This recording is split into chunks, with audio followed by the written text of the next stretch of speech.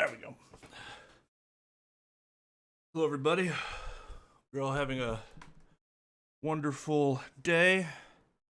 Just want to clear something up right away.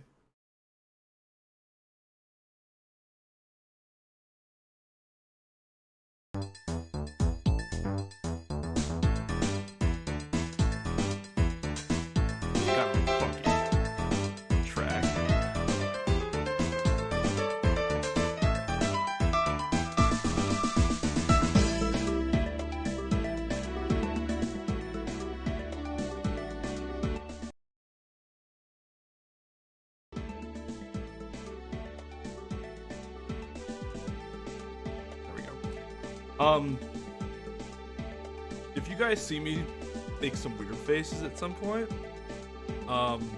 know that I'm not having a brain aneurysm. I am in a state of great discomfort in the abdomen region.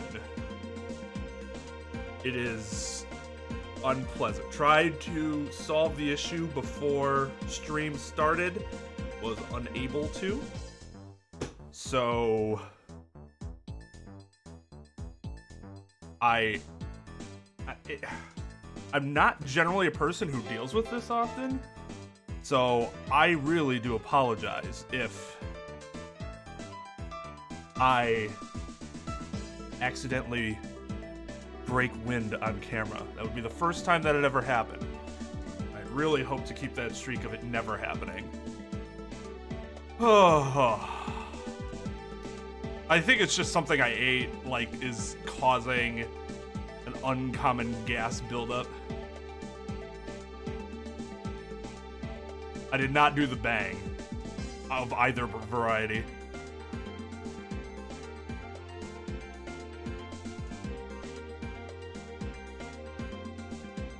No, it's not anything serious. It's just uncomfortable.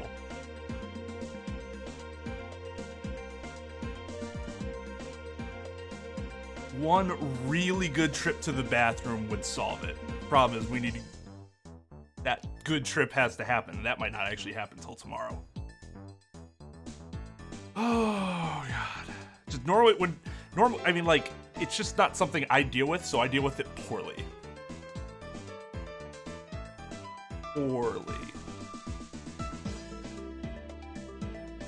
Probably Tara.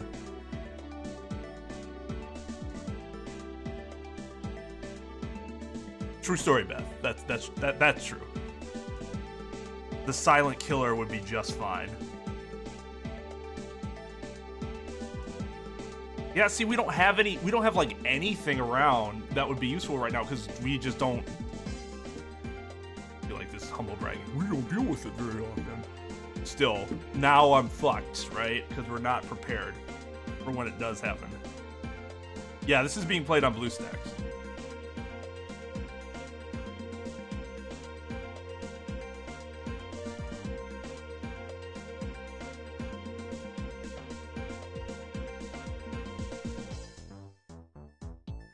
No, I gotta get through it.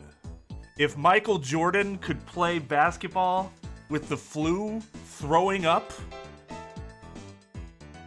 on the sidelines, I can get through this stream. I will say though, if I end a tad early, hope you will not think less of me. I've actually been on an editing tear ever since I've gotten accustomed to Premiere Pro. I have been able to edit things about 3 times faster, which is pretty crazy. In fact, I think it's going to be quicker for part 6 now if I stop doing it in Final Cut, because that's what I've been doing it on, completely start over in Premiere Pro. I think I still would get done faster. Just because it's just the PC is so much better than my MacBook is. Like I have rendering right now. Episode, what would it be, 14, 15, 14 of Justice for All. That'll go up after I'm done with this.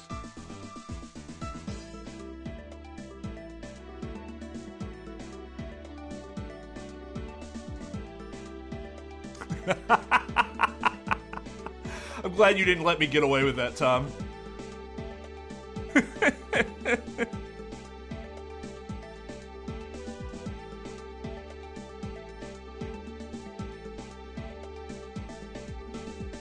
Hey, Remote Engineer.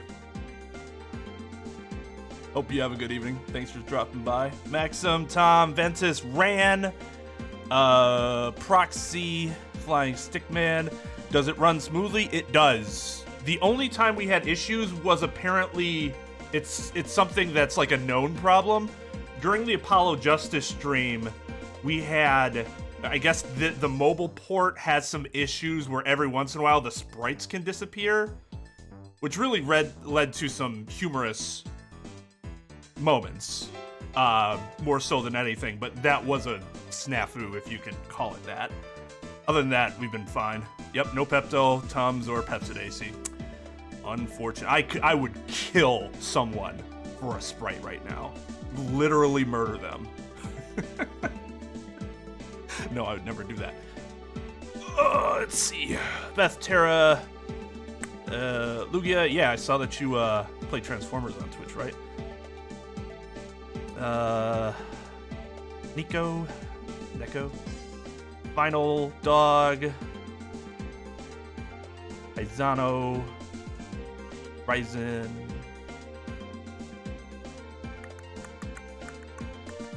Krebs, Benjamin, Heart Frykes, Nathan. How you all doing on this fine Monday evening? Hey, Sarah.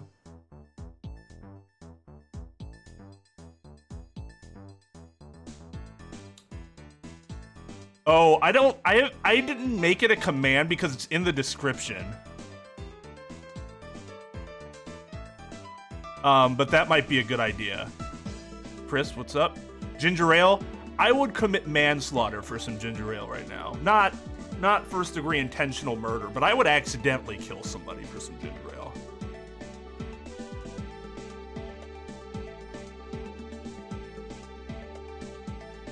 God, I really like my new setup recently, but like, seriously, one thing I really wish I could do is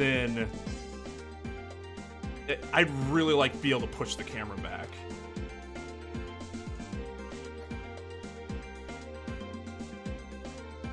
Maybe I could do it, no. So I have a shelf right behind the monitor, which is why I can't push it back any further. Like, it's on the shelf. If I put it on a tripod on the shelf, the problem is that it's looking too far down then, and that would look kind of weird. Whereas right now, it's standard, like, on top of the monitor. I just feel like I'm too up close. I could play further back, but then I'd worry about not being picked up on the mic clearly. Turnip Boy commits tax evasion. I have not heard of that game. No. Is it like a Steam game or something? Parody game?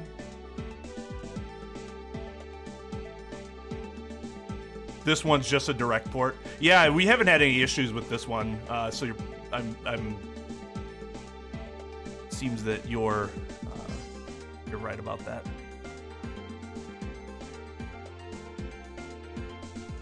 Some fart names. She might, but she's asleep. I mean, I have some Coke, but I feel like that might be a little too sweet.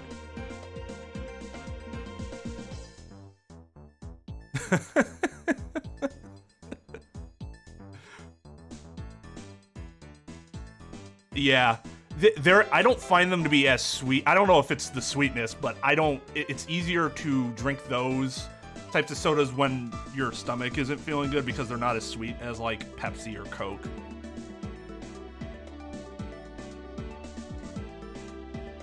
Chris, give me an update on your PC situation. Yeah, 100% behind playing the games on BlueStacks. You go for it. That's how I'm gonna play the rest of the games besides DGS, which since we're getting a localization of it, so I don't need to anymore. Except for Investigations 2, but that's because the English version requires a fan patch. But yeah, other than that, everything's being played on BlueStacks. It's gonna work out better that way.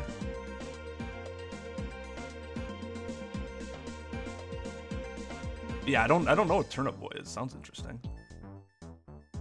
Yeah, it's an emulator, but like not. It doesn't play ROMs.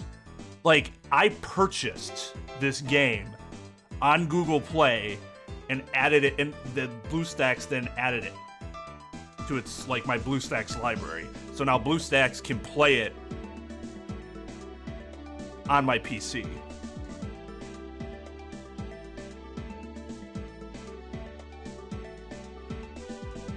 Pop a fluffy, make a ham blast, blow the tushy trumpet. Oh my god. All right.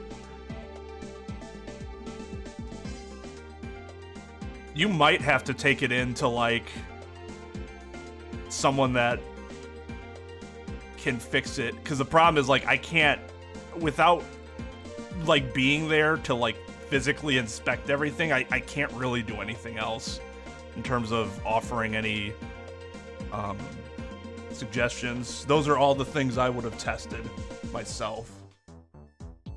It could be that the power supply is just dead and you might have to buy a new one, which would be annoying, but power supplies aren't super expensive. But again, you just bought that. So for that to be blown out, that would be really weird.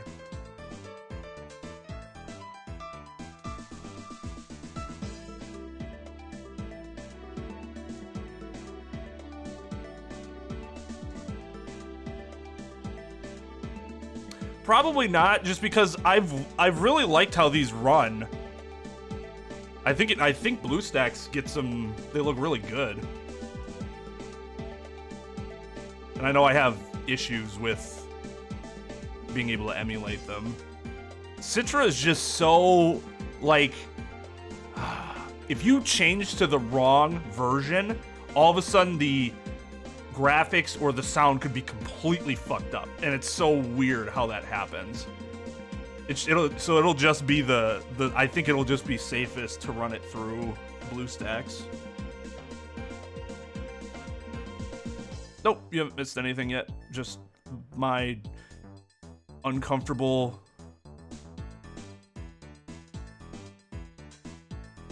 intestinal issues.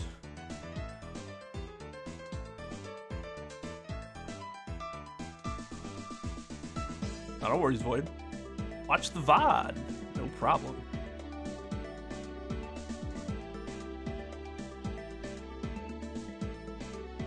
Yeah, so, we are trying to figure out what killed Byakuya, and we've learned that he has this really long bruise, as opposed to just being like struck once with the bear. So I think we've close to established that the bear statue is not the murder weapon. Maybe I should be focusing on what could cause such a large bruise in one strike.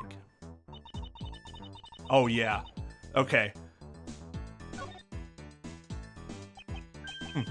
I don't have any evidence to show you. Foolish reasoning for a foolish fool from a foolish fool meant to fool me. Wow. Forgot about those. Yeah, I thought about before we started, I'm like, I'm in the middle of getting questioned by Francisca, right? And all the potential things that you could show and like extrapolate from have not worked. So the answer just has to be you don't have anything yet. What do you mean by I don't have any evidence to show? Perhaps I should have phrased it as, that which caused Agent Hicks' death is incorporeal. Forgive me, but I do believe I have figured out what was the real cause of death.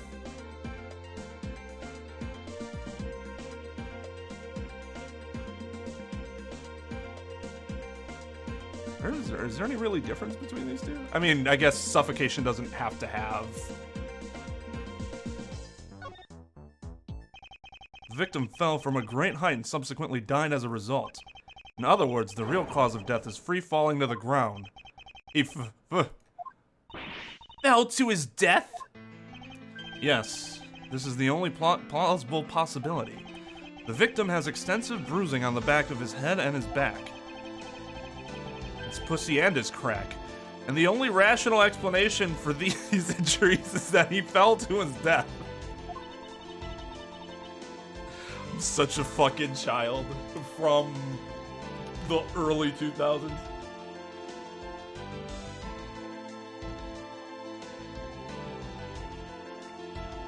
Top 3 disappointing Game Grumps moments is when Dan made that reference and Aaron obviously had no idea what he was talking about. It's just like, no! No, that was supposed to be a funnier moment, but you're just like,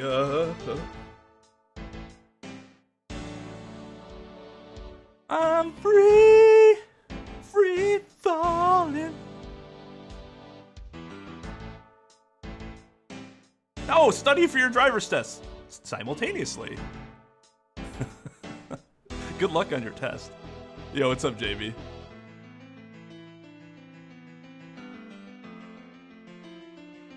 I have not tried using the prosecutor's badge. Yes, Sarah. Yeah, the one that you gave me is what I'll be using. But the murder happened inside this plane. I know. Are you claiming that there is some place in this plane from which he could have fallen from? As I said earlier, the answer has been right in front of us the entire time. You can't mean... Yes, I do. The victim fell from the top of the stairs of this very cargo hold. What? Then... We're in trouble. We may have a second death on our hands, sirs.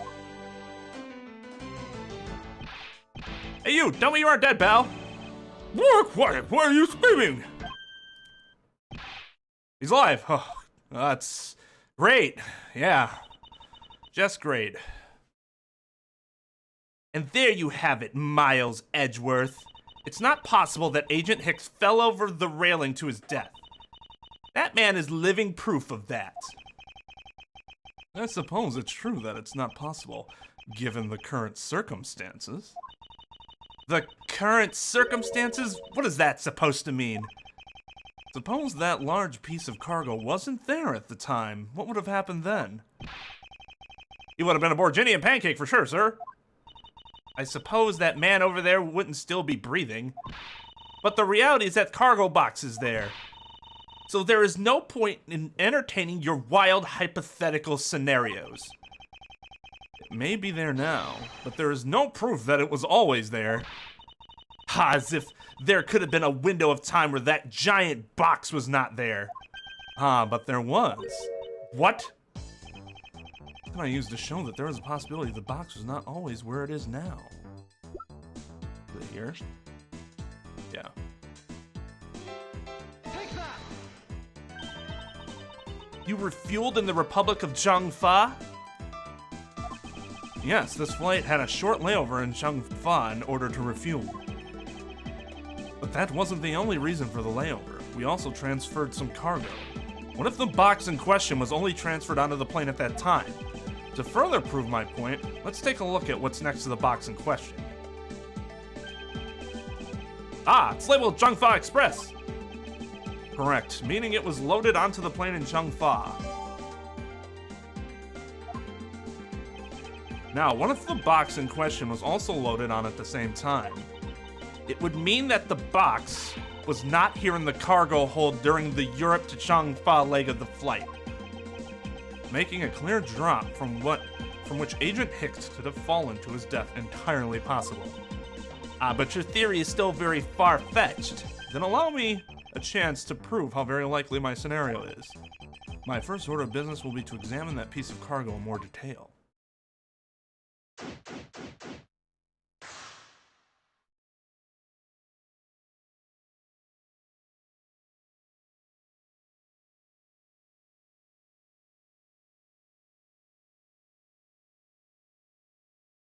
I didn't even know that would have been an issue to her. Interesting.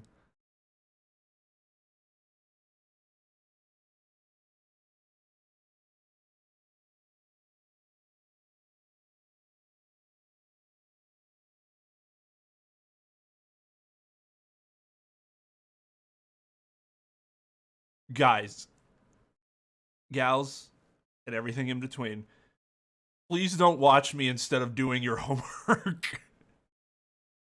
I do not want to be the reason you guys are failing your classes. I appreciate the sentiment, I really do. I really do. And sometimes, you know, it's okay to take a break. When I was in law school, for me, that was Game Grumps. For the 2 and 3L years. When I was feeling like down or overwhelmed, I'd put on some Game Grumps for a little while and then got back on the saddle. So I understand. Just know that I don't condone neglecting your work to watch me.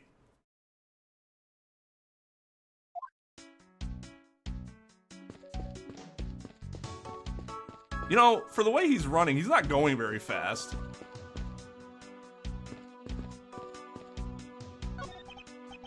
This is a rather large piece of cargo. There's a tag on it, sir. Let's see. Elf Red statue? Never heard of it. Alright, but all I care about is if we can prove it wasn't here at the time of the crime. Let's get investigating, sir.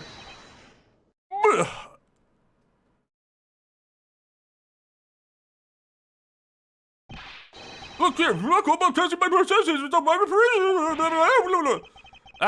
don't just rush up on me like that, sir. Pal. Thinking he's, what's her name? Oh, this belongs to Mr. LeBlanc, doesn't it? I should see what else I can find out from him.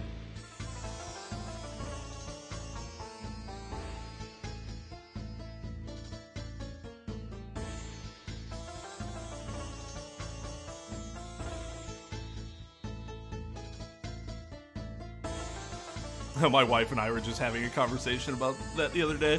I was telling her, like I just haven't seen them in a while. Haven't seen, because we haven't really seen any groups of friends in a while, right?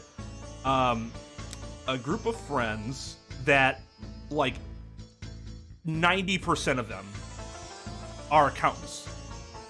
And they make fucking bank. And she's a nurse.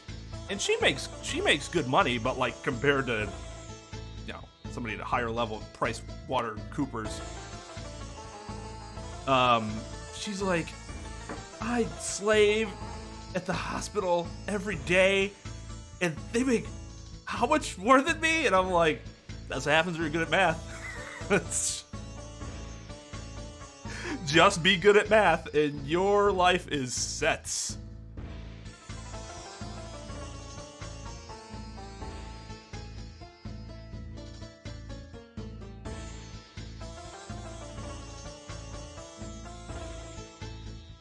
Okay, to be fair, Tom, I didn't study at all the night before, the entire day before.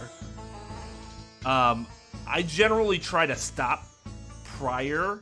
Like, I don't like cramming to the last minute, because giving my mind a little break before I take the whatever test is really helpful for me personally.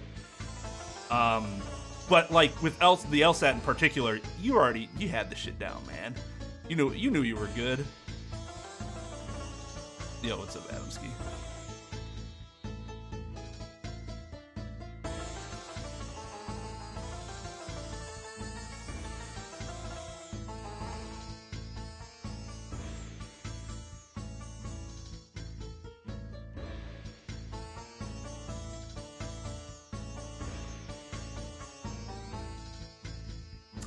Hope you became a great businessman.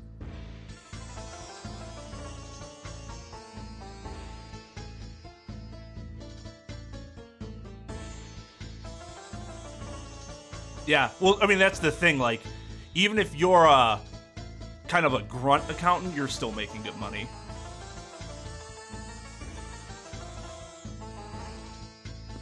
Yeah, because when I would do that in undergrad, I would just be exhausted when I was taking the test, and that my brain wouldn't work as well.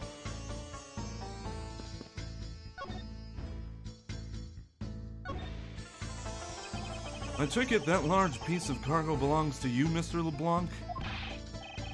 Of course that's right. I shipped this fine piece of art from Europe. This Ellie Red statue is worth 10 million cents. No, maybe much, much more. Mr. LeBlanc's reasoning for choosing this plane must have been the large cargo hold. 10 million cents? I suggest you stop trying to calculate how many packets of noodles that makes, Detective. Darn. How'd you know that? Feel like you keep getting better and better at seeing right through me every year. Though I grow with each revolution of the planet around the sun, I have the distinct impression he continues to madly sprint in place. Hey, Mr. Edgeworth, so that 10 million cents, is that in euros or in dollars?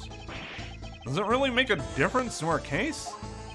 Mr. LeBlanc, there is a chance that your cargo is related to our murder case. I was wondering if you would allow us to examine it a bit closer. It's a very valuable piece of art, so no, there will be no touching. No touching. No touching. No touching.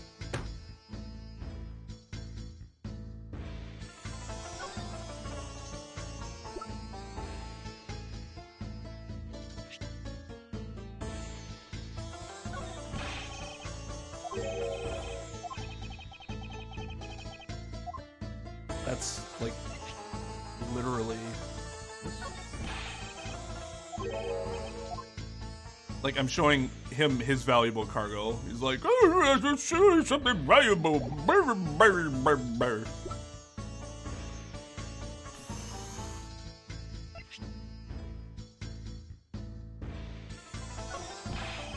I don't know. Is there anything I can show him right now?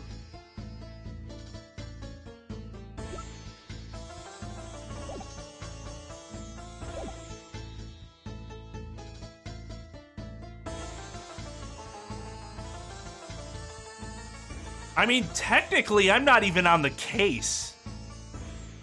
I don't know how much power prosecutors would have when they're not, like, assigned.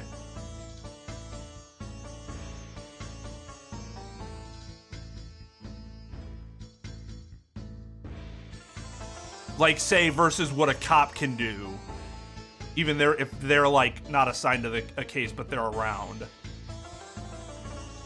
Well, I should say I don't know about prosecutors in Japan. I know if you were in the U.S., you couldn't look at his shit without a warrant as a prosecutor. Show him the badge. I'm gonna show you my badge.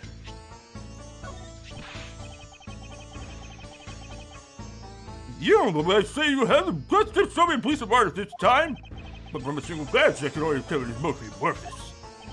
Huh, this has much more value as a piece of non-art, I assure you. That's why you have something to say. Perhaps you are thinking, like casting pearls before swine. You actually hit the nail on the head for once.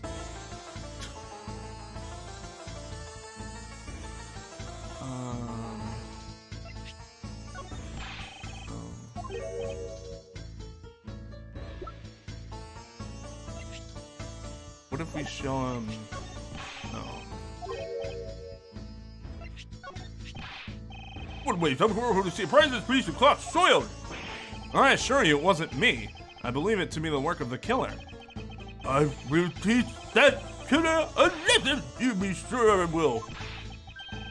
It will be the Blanc Revolution. I think he meant the LeBlanc Retribution, but either way, it sounds intimidating.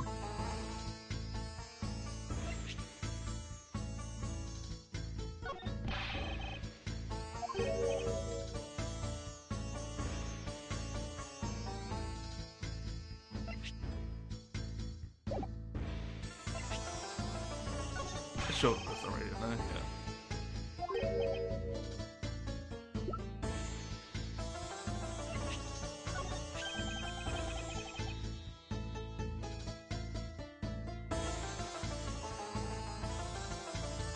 It should be, because I mean, when you're talking about cents, wouldn't you just move the decimal point over 2 spots? So then it'd be 100 grand. It's still a lot. Oh, curry.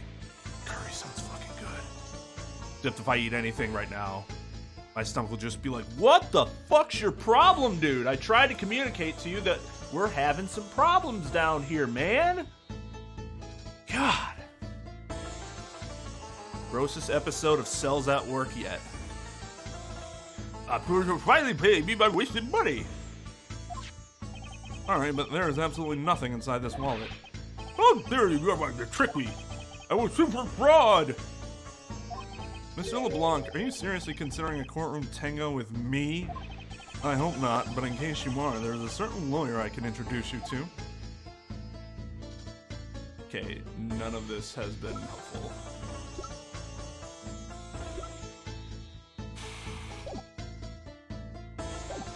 Maybe I just have to go back and talk to Francisco. I may have a word with you, Francisco. I don't think you have the time for idle chatter. You'll need to prove to me that your hypothetical situation is in fact reality. Yes, I need you to fucking get a warrant.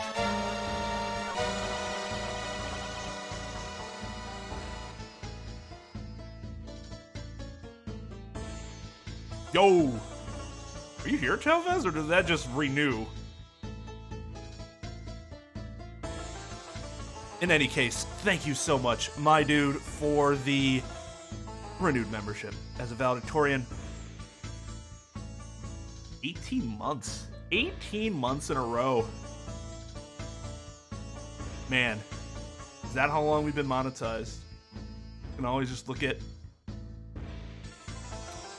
where Tal is to know exactly when we got monetized.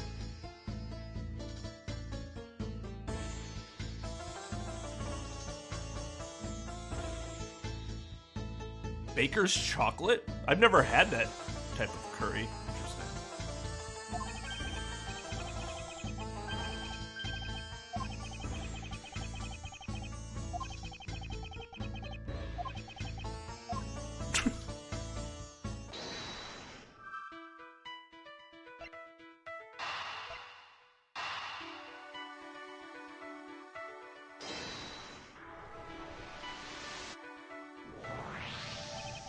Mr. LeBlanc has something to do with the smuggling ring, then it's possible this fake statue was brought on board in Changfa. I think I need to question him a bit further. Completely forgot which point of logics we had. About your statue, Mr. LeBlanc, I wonder if it might be a fake. What? How dare you say my art's a fake? I suspect that your statue might be the target of an international smuggling ring. Don't say such fantastical things. Those thieves would not dare. I have the certification of my cargo right here. You mean the cargo certification document? That's exactly what he fucking said. Ooh.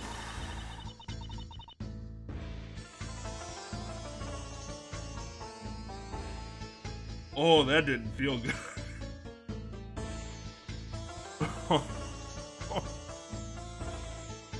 Oh, that did not feel good. That had some bass to it, let me tell you that. Oh man, maybe talking like him is getting it all loosened up.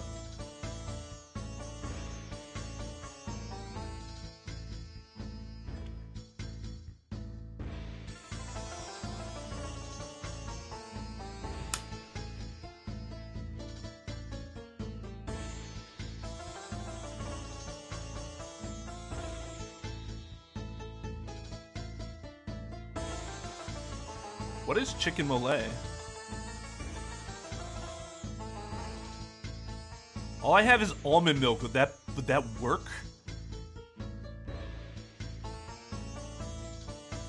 Dude, the Borginians all have smuggling problems. Mr. Zinc LeBlanc, why didn't you say so earlier? Please show it to us at once. I can't read this. What does it say? It said the plane says the cargo was put onto the plane in Europe. And there you have it, Miles Edgeworth. Too bad for you. This statue was brought on board in Europe just as it states in this certificate. No, that's... Which means that there was never a window of time in which the statue wasn't sitting there.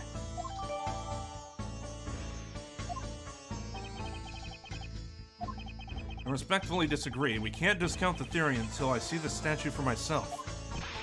You have your wish. Looking at yourself and see I am right.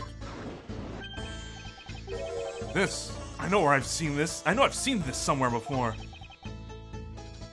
This is the Alfred? It gives off such a feeling of art. I can practically smell it. If this is high on historical value, that proves a field at a museum in Europe. I brought it to this country to exhibit it. I believe a closer look is warranted here.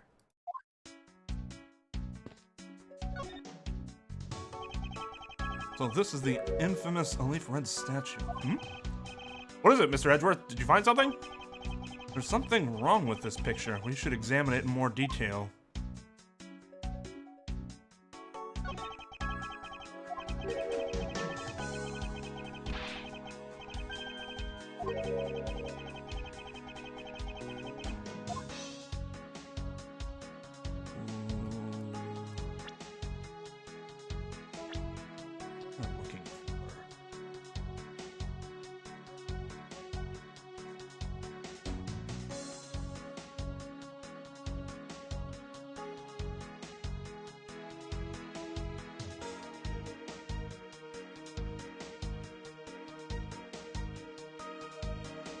Yeah, there's one I can try. I guess part of the issue is, like, these restaurants might have it, and I just never bothered looking because I get to tamales or tacos, and that's all I care about. I don't go any further. Oh no, that's not true. Then I look at the back of the menu for the margarita mixes. What am I looking for here? Something does not look right with this picture.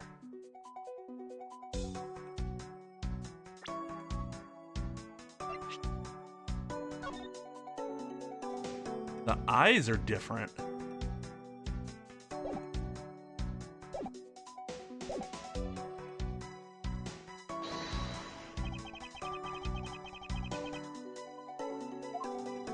This spot somehow connected to any of the evidence I hold?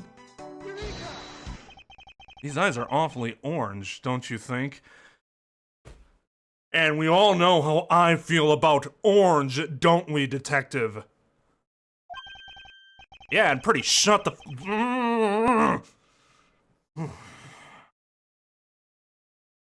That's okay, I'll just slash his salary some more.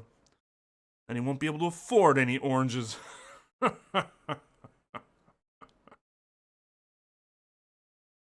They remind me of a sunset when I was in grade school, sir. I don't think you see what I'm talking about. No, I do, but it's really like the color of the sun when it's setting, sir. Ah, the memories. What, have you never seen a sunset since grade school? I remember when we had a sun. I remember standing out in that field, spinning with my arms out until I fell ill. I don't care about sunsets. Focus, detective. What color are the eyes in this photo? Huh? Ah! They're red. A much better color. As I thought, this statue was a fake. Mr. LeBlanc? What do you want, dude? I'm a busy bed. I'm not being too savage for your answer. The Elif Red? I suppose this is your pride and joy, is it not? It's a leaf Sophia this European trip. So I wanted to possess this statue. The trigger started 17 years ago. Better grab a chair, sir. Sounds like this is gonna be a long story. Mr. LeBlanc, I regret to inform you, and you have my heartfelt sympathy, but... What's that? Sympathy for what? You'll see. I'd like you to compare the eyes. That large fellow there has very bright and pretty eyes compared to you. I wasn't talking about the two of us. He just says that with a straight face. I mean, Detective Gumshoe's eyes are... I see they're better than yours. There's no one else wanted me. You'll be paying to work. Oh, man. Like some psychologists here.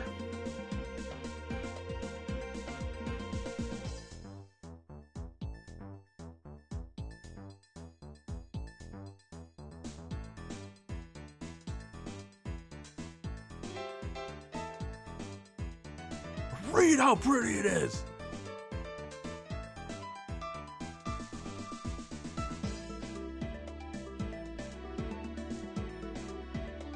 Filipino style. Don't know the specifics, but it's supposed to be really sweet. Yeah, I don't think I've had Filipino curry before. My favorite of all the curry that I've had is Thai curry, but all curry I've had has been fantastic. Thai curry gets the right heat, though, that just like, some good shit.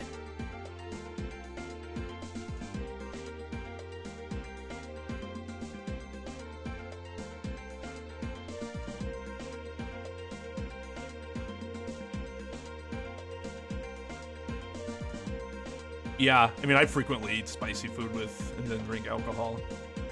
Not frequently, because I guess we don't frequently have spicy food, just because it's, so, this is basically how our dinners go for the week. You get 3 meals, 3 delivery meals, every plate, HelloFresh, Blue Apron, whatever service. 3 of those. One night we'll have a frozen pizza.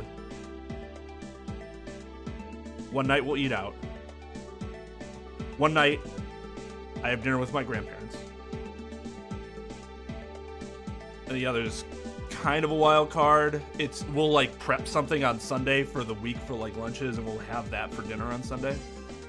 So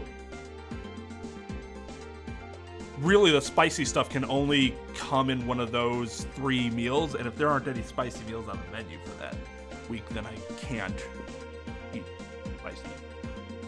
We have a spicy meal, unfortunately. Spice is so good. I did not have a spicy meal today. That was not it.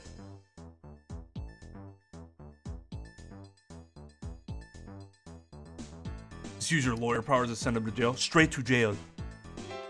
Question me, jail. That was one of Parks and Rec's better early episodes.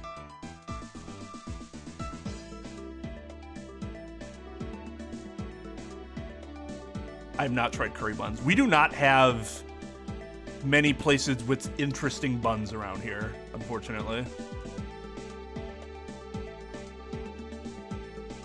Yeah, where's Trep to criticize me on my lack of proper tea drinking?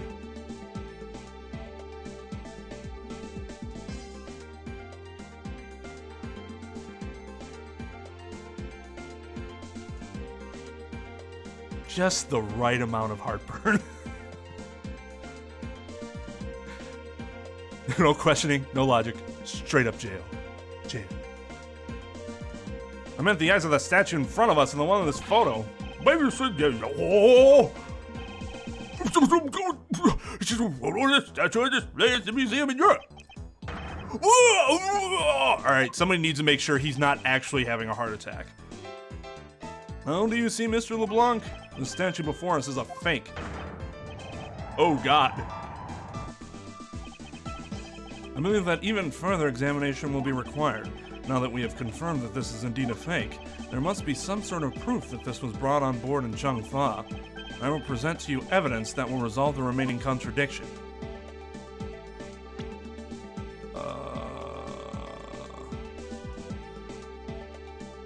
What evidence are we looking for?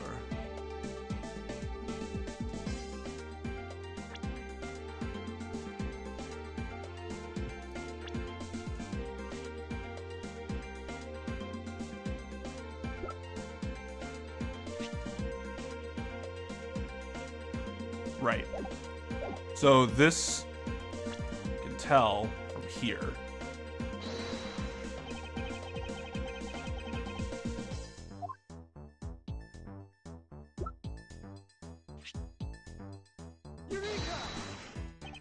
There's clearly a contradiction here. What are you going on about? Just a simple case of a cargo covering getting stuck under another piece of cargo. Ah, that's not possible! But it is. It shouldn't be this way, but the statue's on top of the cloth.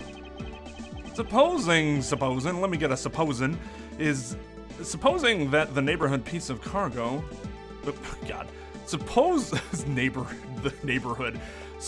that the neighboring piece of cargo was brought on board in Changfa, there is no way that any part of it should wind up under something from Europe, which means that this fake statue was smuggled on board in Changfa. But then what about the cargo certificate? Let me ask in return, what about Agent Hicks? Why did he come down here in the middle of the flight?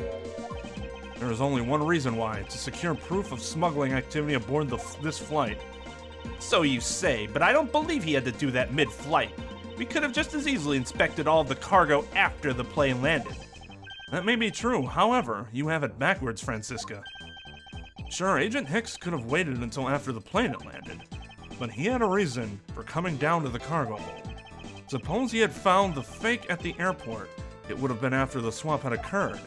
At that time, the suspicion would naturally fall onto the statue's owner, who would have no way to prove that the statue was switched without his knowledge, which means there is someone involved who is forging or modifying cargo certificates.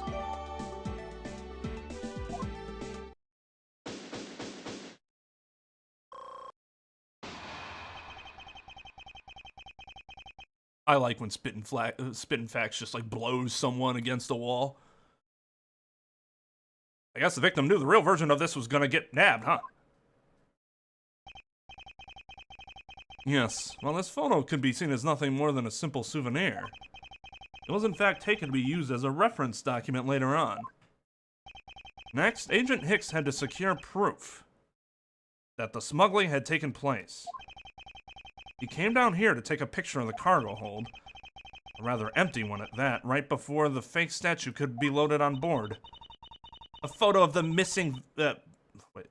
A photo of the hold missing a valuable piece of cargo would have been proof enough. After that, all he had to do was hold the Changfa cargo crew and arrest the smuggler. Exactly, this only goes to prove my theory. The statue was not in the cargo hold during the Europe-Changfa leg of the trip. There would have been enough height from which Agent Hicks could have fallen to his death. Officer, move this statue immediately. I want a thorough examination of the floor underneath now. Miss Von Karma, I'm ready to report my findings. Go on. After moving the Elif Rid statue out of the way, we tested the area under it with luminol, and there was a reaction. I see, there was a reaction to luminol, an indication that there was blood in that spot. Can we stop looking at it now, sirs? It would seem that my deductions were correct after all. I suppose it would appear that way. The culprit cleaned the blood up well. And how do you think the killer did that? How did the killer clean up all of the blood?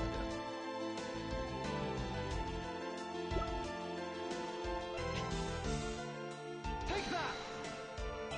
The killer used the bloody cloth I found inside the suitcase to clean up the mess.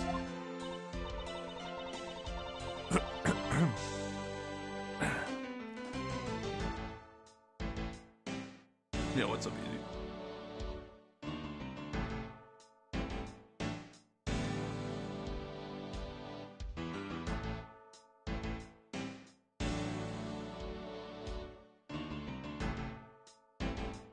Wait, did the stream drop?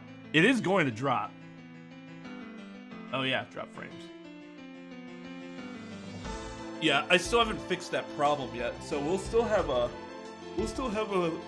stream drop at some point. Unfortunately. But remember, even when the stream drops, it will come back. Just a momentary blip that I have to figure out why it happens at the exact same interval. Or close to the same interval.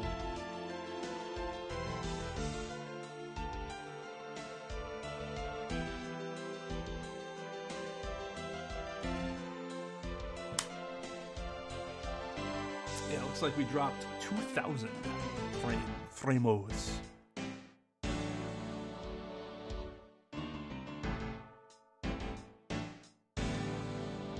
Yeah, I don't know how he would have done that. I guess him and Gumshoe, maybe?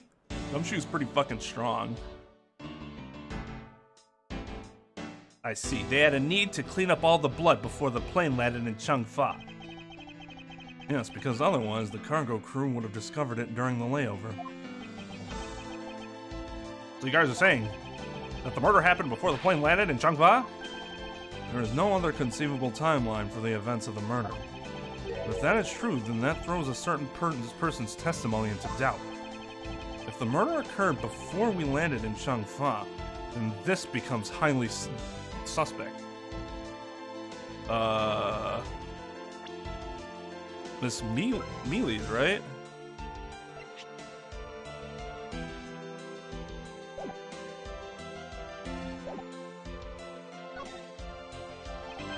Recall Miss Mealy's testimony about Agent Hicks in regard to when we departed Shangfa.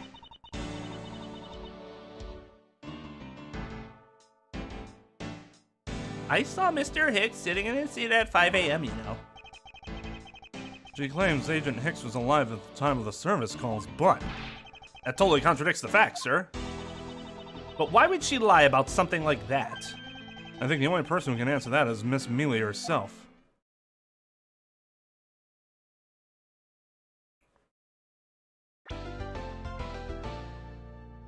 Yes.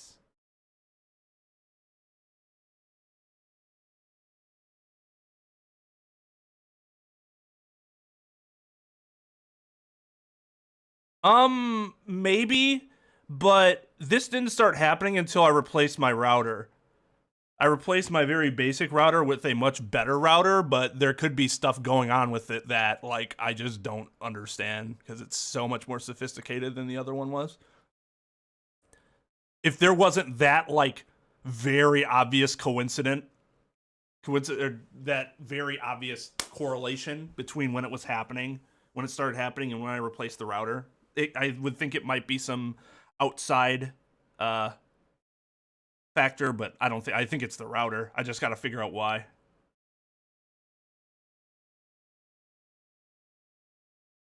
I know it's not melee. I thought somebody told me it was pronounced mealy yesterday, or not yesterday, Saturday.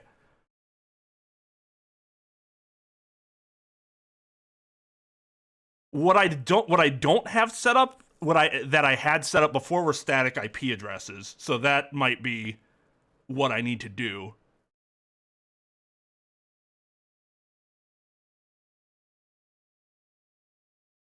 I played NES TMNT. I have it, actually.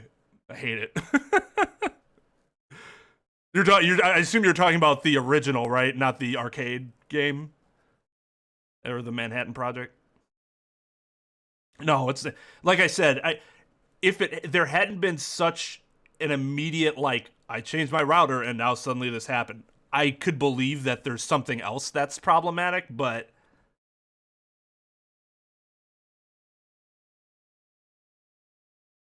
oh yeah, chamomile, so it is meal.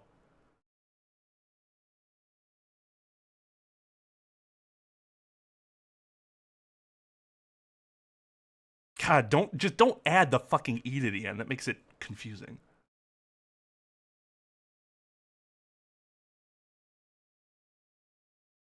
Oh, you beat it? Oh, that's sick. GG's. Cowabunga the Shredder. Yeah, that game's so hard.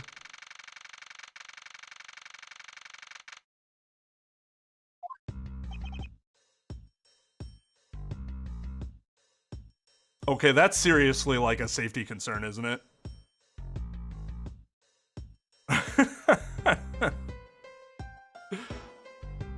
I'm gonna be right back. I heard my dog pacing around outside. I think she might need to go outside. Pacing around outside the door, so I think I need to take her outside. Be right back.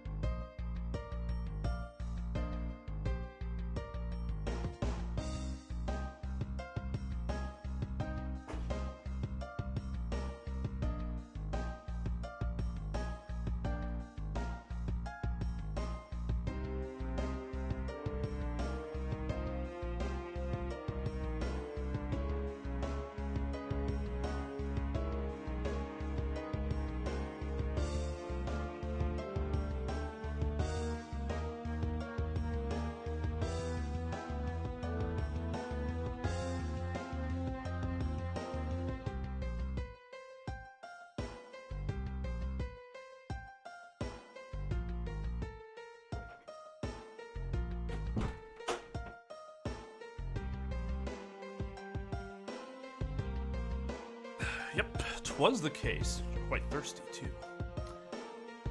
Alright, later, Prox.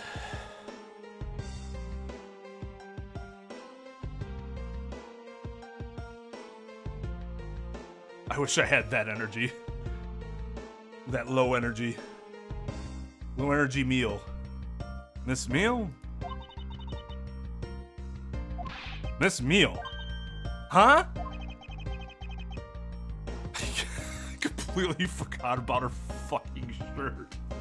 I just a brief moment of stunned silence, like, oh, that's right. Apparently she likes sleeping on those things. Her head always fucking goes straight down.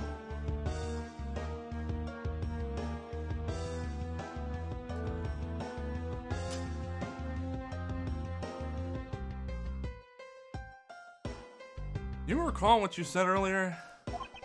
About when you answered some service calls as we were departing from Shangfa? Huh?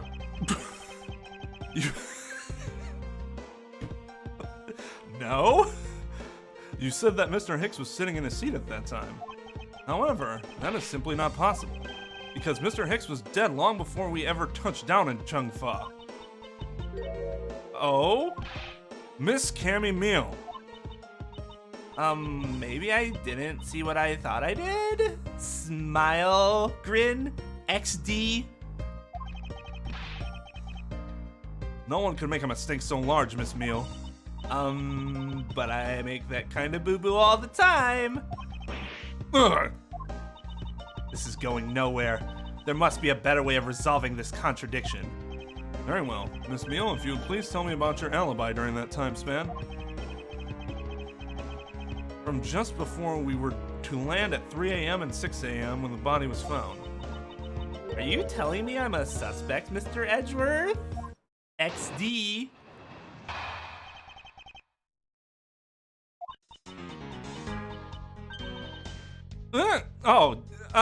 Yeah. From 3 to 4, I was, in the flight attendant's room all by my lonesome self. Yeah. And then from 5 to 6, I was, in the flight attendant's room all by my lonesome self. How was a man supposed to react to a testimony like that?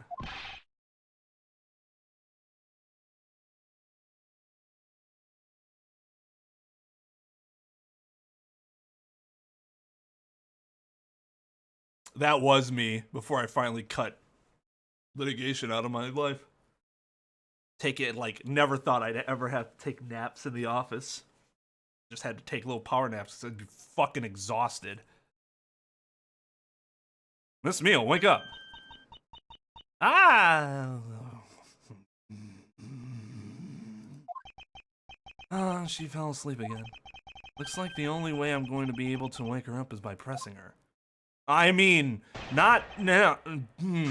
With words. With words.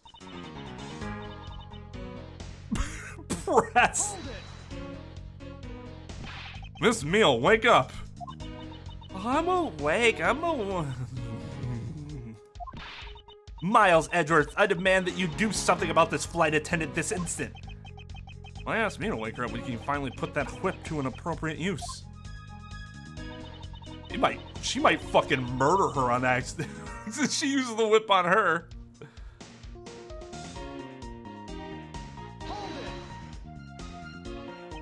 If I remember correctly, food was being served in first class in the lounge between the hours of 3 and 4 a.m. Yeah, but that kind of stuff's run by Miss Rhoda. Sounds like everything's run by Miss Rhoda. Then what were you doing in the attendance room at that time? Eating and then having a most delicious dream. You mean you were neglecting your duties? No way, sleeping's part of our job too, you know.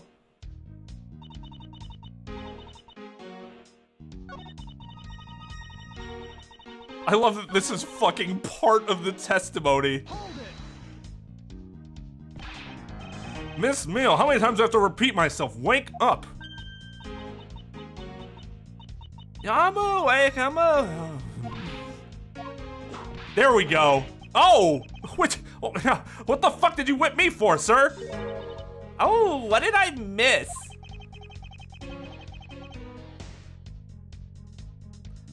A poor detective being on the receiving end of a lash in your stead. Really? Sorry about that. You can make amends for that by continuing with your testimony. Hold it! So you were alone the entire time, were you?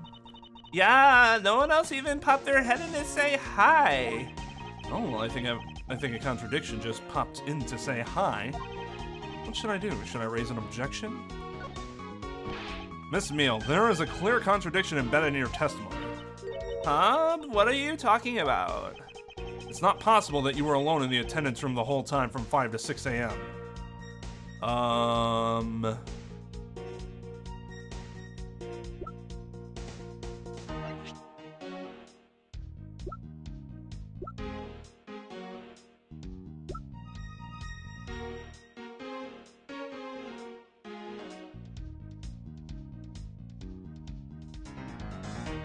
Take that! I wonder if you would be so kind as to take a look at this receipt, Miss Meal. Huh? A receipt? For what? It's for the suitcase Miss Tenero bought, somehow, with that salary, and that price tag. Now, if I may direct your attention to the timestamp. As you can see, it clearly says 5:40 a.m., Miss Tenero. Oh, 5:40 a.m., Miss Tenero? Yes? Huh? Why is the killer here? I thought you'd have her locked up by now. I requested that she be present as a witness so that we may straighten out your complex lie.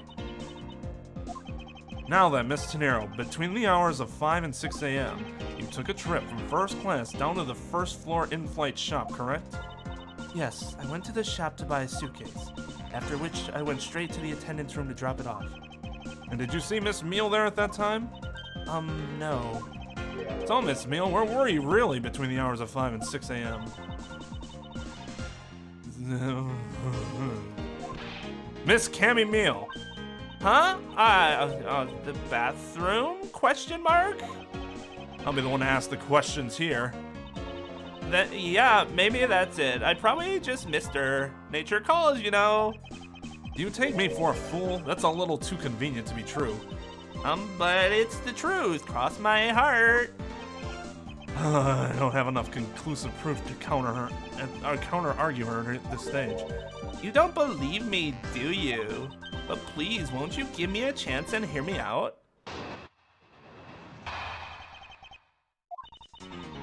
Look, I know you're suspecting me because I'm one of the crew.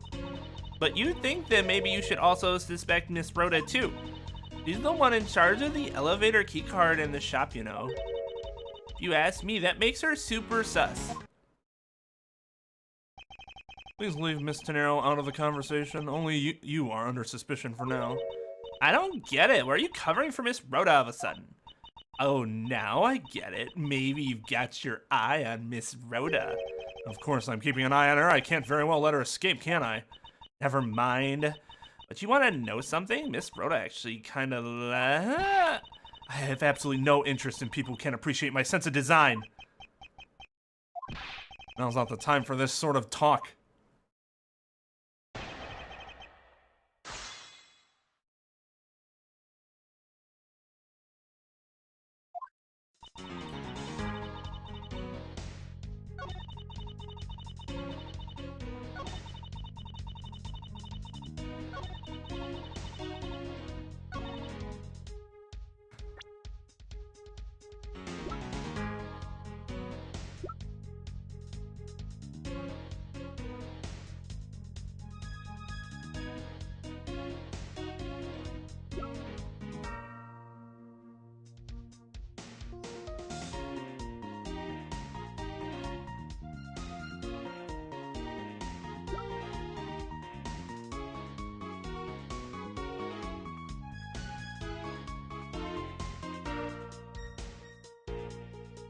Huh.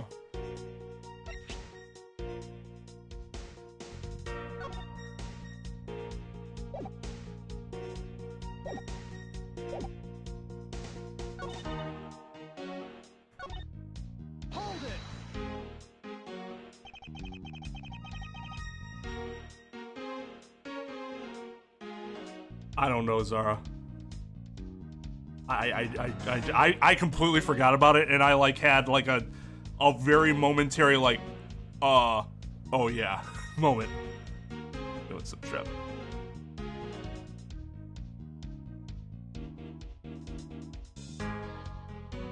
No, it's not the only reason I have for suspecting you. Your statements regarding Mr. Hicks also turned out to be a bunch of lies. But say I wasn't in attendance, you wouldn't suspect me then, would you? Yes, I suppose that's true enough. Hold it! He's already being detained for further questioning, or have you already forgotten? Oh, yeah, I guess I just forgot. Cammy, don't tell me you suspect me too. Sorry, can't help it. I mean, other than you, there's no one else who could have done it. I can't believe you would think that. I mean, me, a killer? Miss Meal, what did you mean just now by no one else who could have done it? Hold it! And what are you in charge of, Miss Meal? I take care of the attendance room. That doesn't count. Oh, but I spent so much time in there. It might as well be my responsibility. Miss Edgeworth, Cammy is very talented in languages, so she assists passengers who may not speak English, especially those who speak Borginian. She's the only one on this flight who is fluent. Oh, you mean that kind of? What am I in charge of? Oh, why didn't you say so in the first place? What else could I have meant? Yeah, so I'm really good at Borginian. She's fluent in Borginian. And I suppose you're in charge of processing documents in Borginian? Yeah, I take care of anything that has to do with Borginian. Very interesting.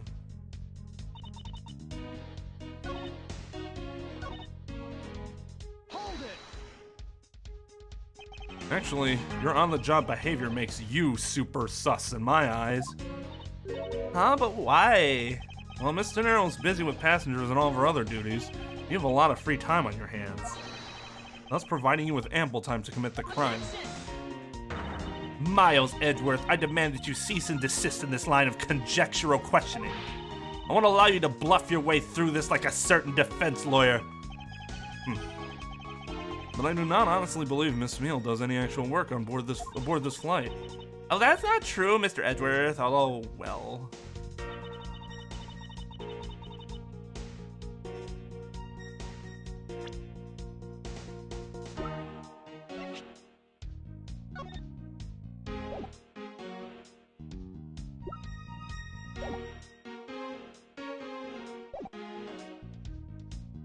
Hold it! So what exactly do you do as the one in charge of some Borginian stuff? I do stuff like translate things from and into Borginian. Cammy's the only member of the crew who understands Borginian, Mr. Edgeworth. Miss Meal, I take it then it is your job to process all the Borginian paperwork? Yeah, see, I totally pull my weight around here. All 80 pounds of it. So it would appear. Perhaps I should ask her for a few more details about her work and... Miss Meal, it's very unladylike to push suspicion onto someone else. Wow, that's fucking sexist, but that's not what I'm doing at all. I'm just saying Miss Rhodes is very sus. There you go again, pushing everything onto her. I don't get what you're saying. It must be a really abstract concept, huh? The only thing abstract here is the landscape inside your head.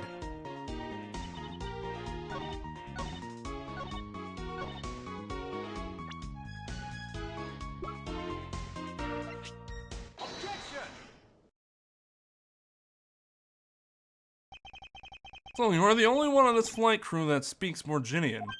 Is that correct? Huh? Oh, yeah, I guess so. I studied abroad in Virginia for a while. If that is the case, then the signature on this document belongs to you, doesn't it?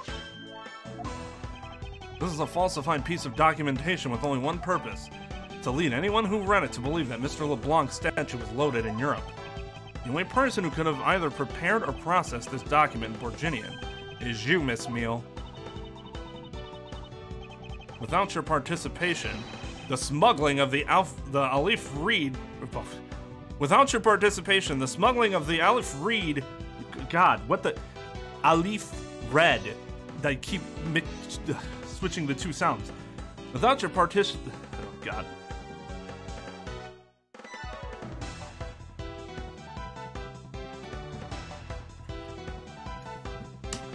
It was you. It was you, okay?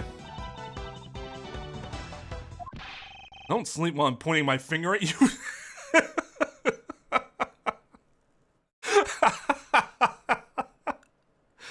How dare you go to sleep while I'm pointing at you?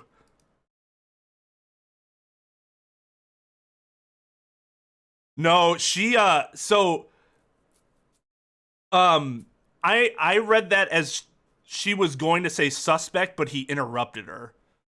But the way it was written, because I had said sus before, I just read it that way instead of like, sus, and then have him interject.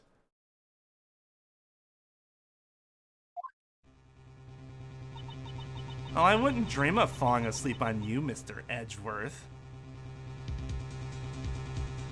Whoa.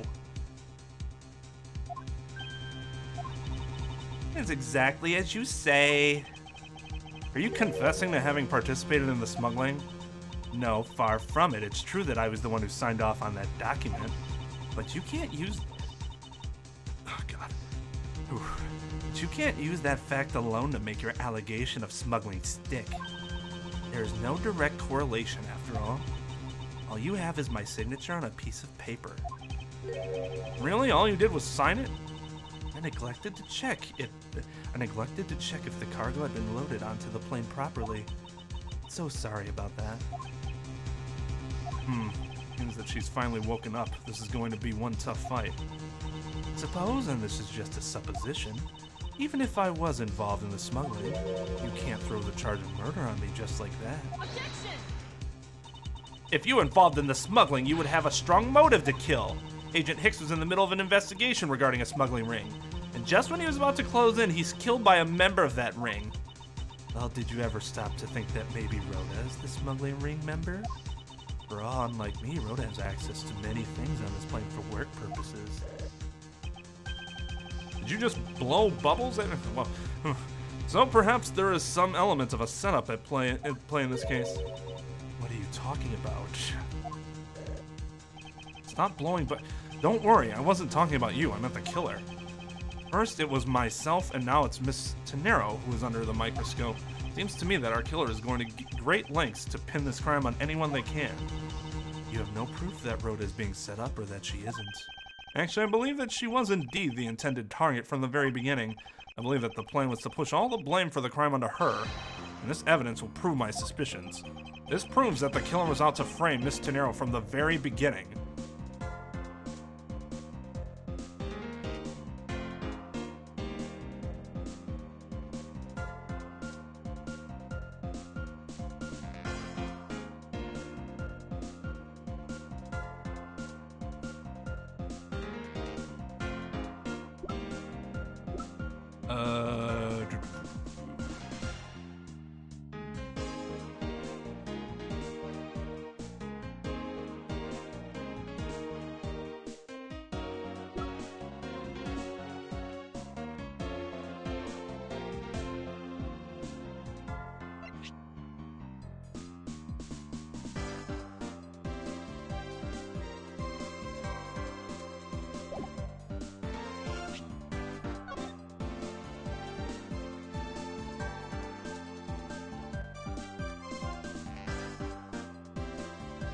Between 3 and 4:30.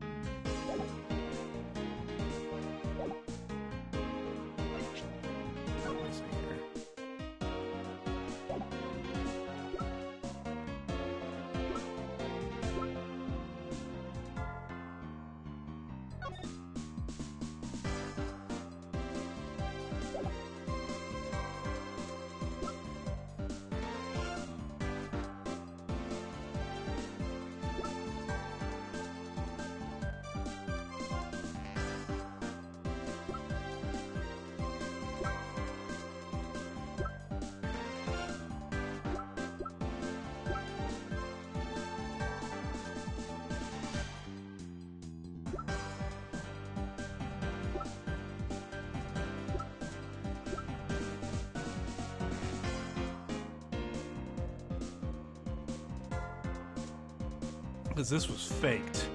Which, in theory, she'd be the only one who'd be able to get in there. Take that!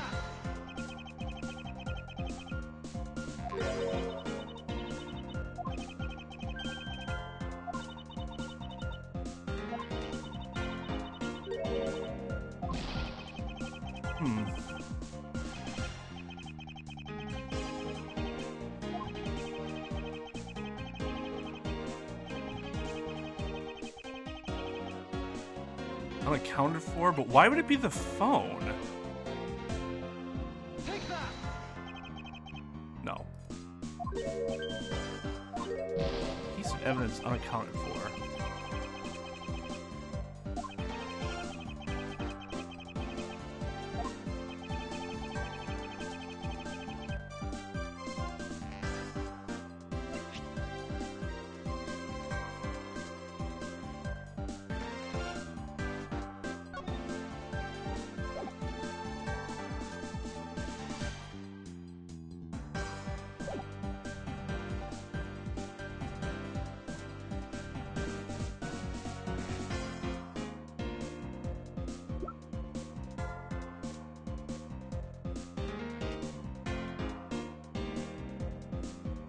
They set her up from the very beginning.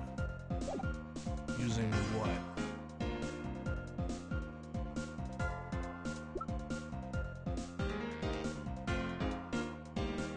Yeah, I would have thought it was the bear because it was a faked murder weapon.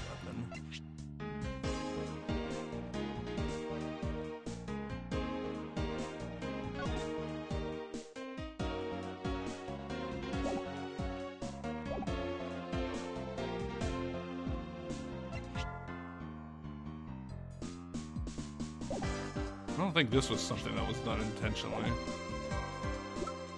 Like, to set her up. It just...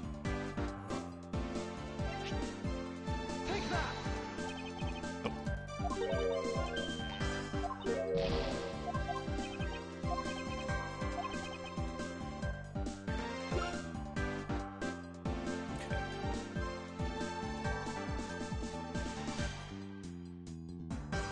Think.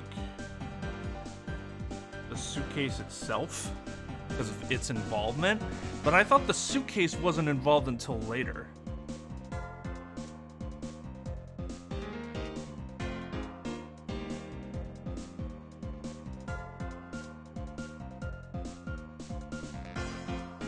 Take that! The killer could have hidden the body anywhere, and yet they chose the suitcase. Why is that? Perhaps it was to move the body up from the lower deck to the first floor. However, why go through the trouble to do so? Wow, look at that face. See, I don't.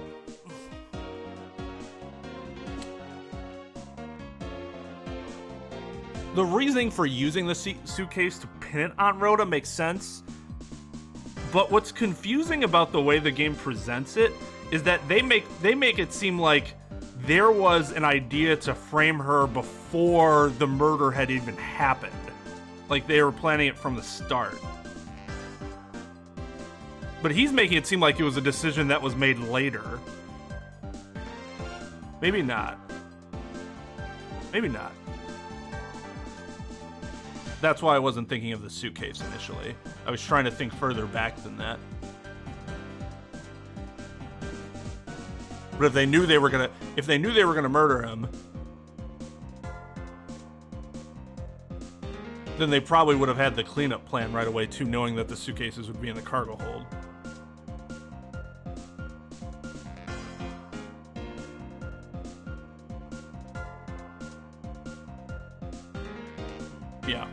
Yeah, that makes sense.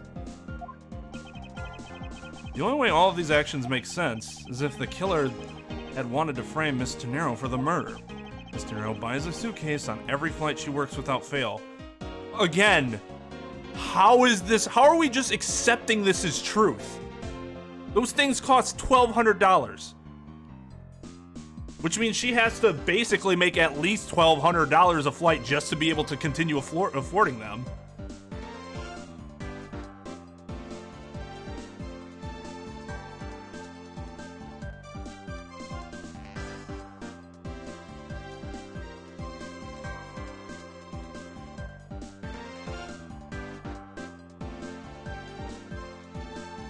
It's...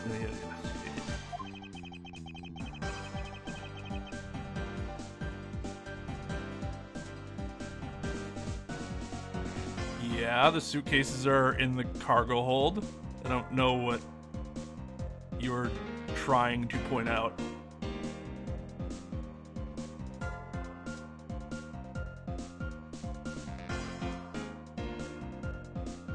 Didn't somebody debunk that last time, though? $12 for a suitcase would be insanely cheap, even for a piece of garbage like that.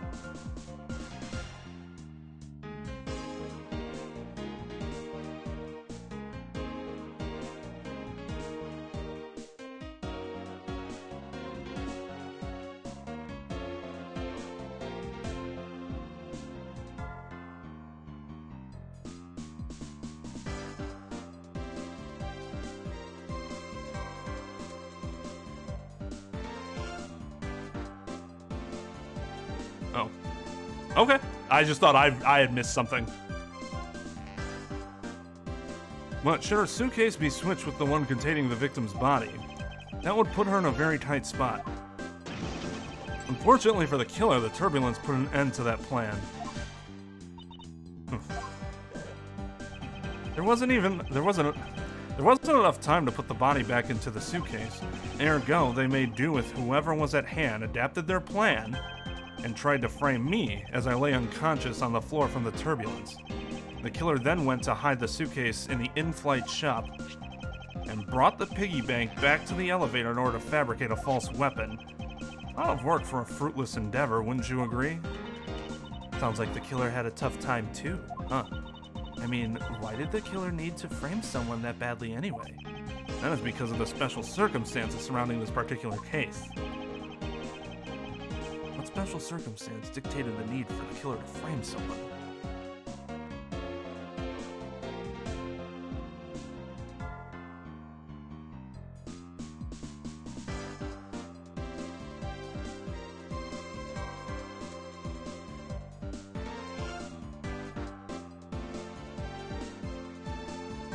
Is it who? No. The when.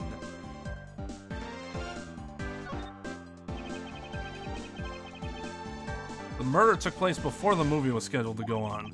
Around that time, almost all the passengers had returned to their seats. Therefore, the killer had to choose someone who was not at their seat to frame.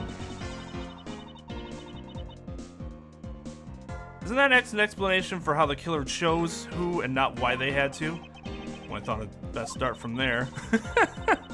You're gonna talk about completely unrelated matters. Do you mind if I take a nap? Oh, I'm just getting to the meat of my argument. Ugh.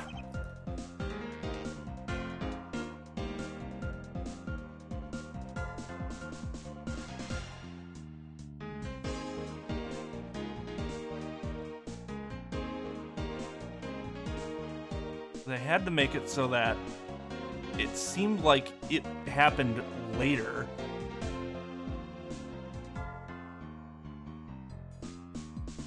I mean, is it who because he's an Interpol agent? The killer was at a loss of what to do with Agent Hicks' body, but as it just so happened, there was a bunch of empty suitcases nearby. Being a skinny man, this killer thought to put his body in the suitcase and hand it off. You mean that the whole plan to frame someone was an elaborate coincidence? No, that's not what I said. You've wrongly deduced my meaning, Miss Meal. The one with the wrong deductions is you. Think before you speak again. Ow! That's funny, it actually... Patience, Francisco. I was about to reveal the truth. Now! The special circumstance is simply that the murder took place on a plane mid-flight. No matter which country, customs is quite strict in this day and age, so no matter what you do, the chances that the body will be found is very high. Therefore, there was no choice but to frame either Miss Tenero or myself. In other words, the only one who fits within the boundaries of the criminal's movements is not Miss Tenero or myself, but you, Miss Cammy Meal. Only you and you alone could be the killer. Yawn and... Are you done already? I was about to fall asleep again. Anyways, let's be honest here. You don't have anything on me other than a whole lot of circumstantial evidence. Ugh. Yep, that's true. I can see the outline of how the murder occurred. I have no definitive evidence. Isn't there a piece of evidence that's still unaccounted for? This is what you said earlier, and you misled me. Something that I still can't find. Something that I still can't quite fit into the big picture. Take that! I don't have any actual evidence. I thought not. But that's because it went missing and still is. Missing? What do you mean by that? In the complex puzzle that is this case, there was one piece I kept getting stuck on, and that is the victim's cell phone. Francisca, you were waiting at the airport for a phone call from Mr. Hicks You were waiting at the airport for a phone call from Agent Hicks' cell phone, or at least that's what you told me. That's right. But Agent Hicks' cell phone could not be found at the crime scene. You mean the killer took the phone with them? Precisely. I suspect that if we were to find that phone, it would lead us to the killer. Come on, get serious. If the victim fell to his death from that height, wouldn't his phone break as well? We won't know that until we try a little experiment, will we? Francisca, I'd like to ask you for your assistance. You know the victim's phone number, do you not? Oh God. If this is how they get tripped up because they didn't turn the phone off, I am going to be furious. Of course I do.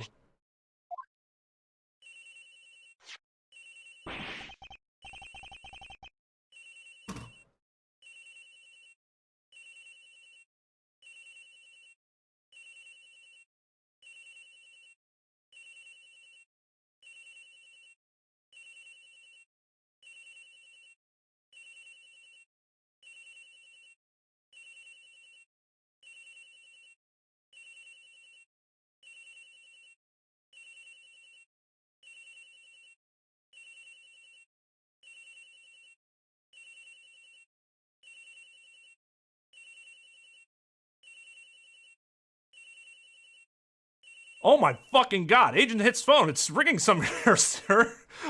Why the fuck would they leave it on? What a bunch of morons. Or a moron, or moron specifically. I hear it, Detective. Now where's it coming from?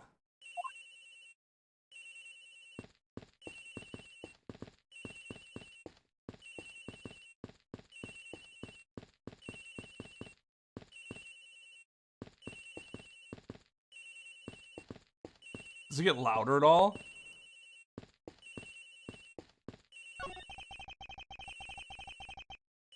Sounds like the phone is up in the flight attendant's room. You better hurry to the flight attendant's room, sir. Then what the fuck?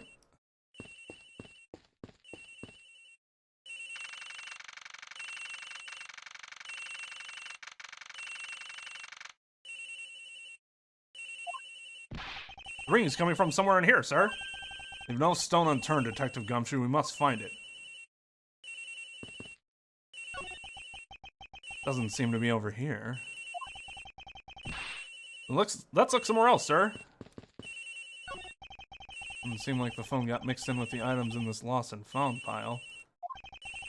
It's not like the victim just dropped it somewhere, right, sir? Damn, probably dropped it in the suitcase to frame what's-her-fuck or the locker. I wonder if it might be inside this suitcase. I don't hear any sounds coming from inside, sir. I don't suppose the culprit would have been so dumb as to try the same trick twice. I mean, it's fucking better than leaving the goddamn phone on. Ring's coming from in here, sir. What? No, it can't be. This has got to be the victim's cell phone. Just whose locker is this, sir? It's Miss Tenero's. What?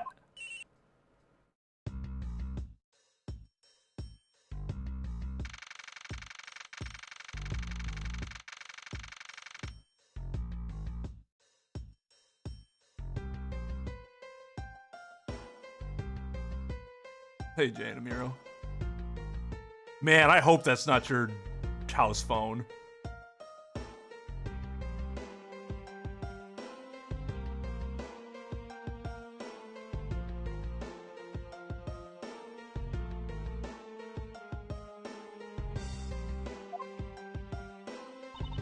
So, Mr. Edgeworth, how did it go?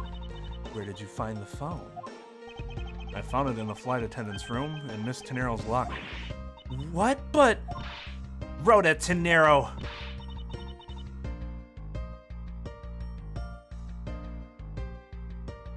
don't know anything about the phone. It wasn't me, it wasn't me. Miss Von Karma, isn't it? I suggest you arrest Miss Rhoda right away. Wait, I have a theory this is related to the incident with the key card. When the killer went to steal the key card, they conveniently snatched the cell phone in Miss Tenero's locker at the same time. This is related to the key card, all right? In the same way that we have zero proof that the killer did just that. Ugh.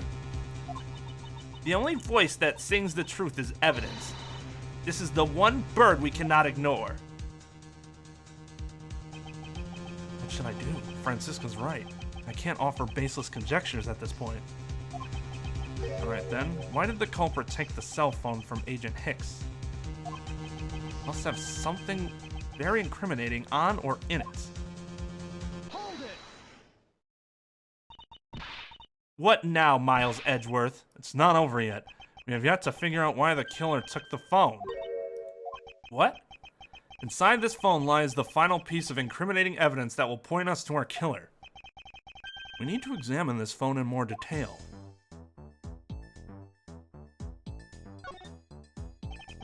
The LCD is broken. On a screen, you can't even place a call with this.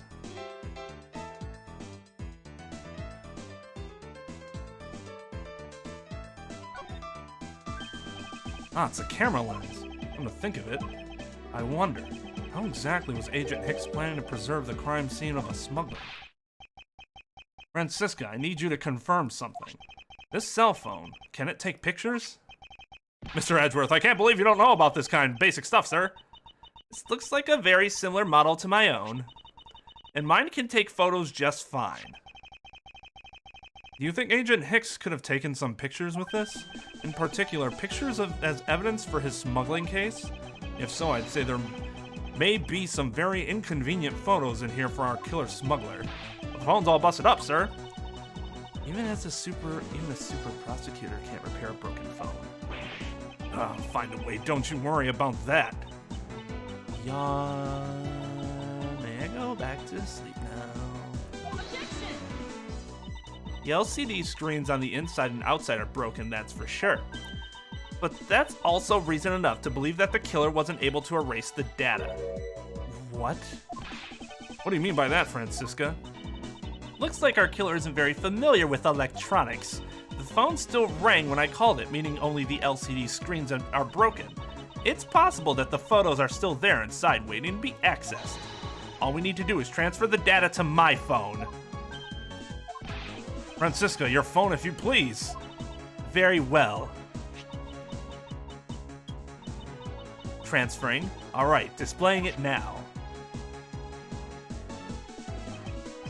This is...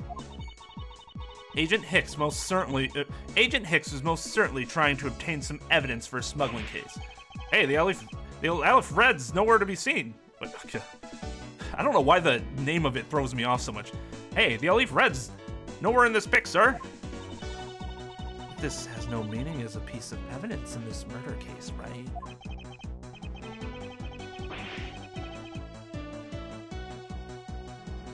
Yeah, I mean,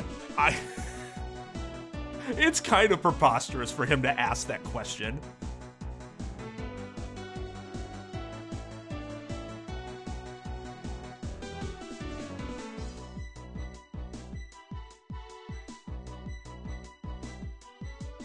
Like, Edward's the fucking grandfather, and Francis is like, don't worry, Grandpa, I'll show you how to do it.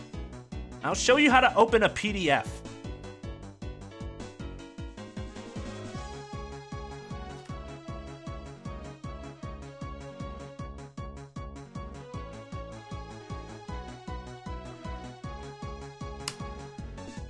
ouch, he's right. There's not much we can find out from this about Agent Hicks' killer, sir. Is this it? Is this the end? Is there really nothing in this funnel that we can use?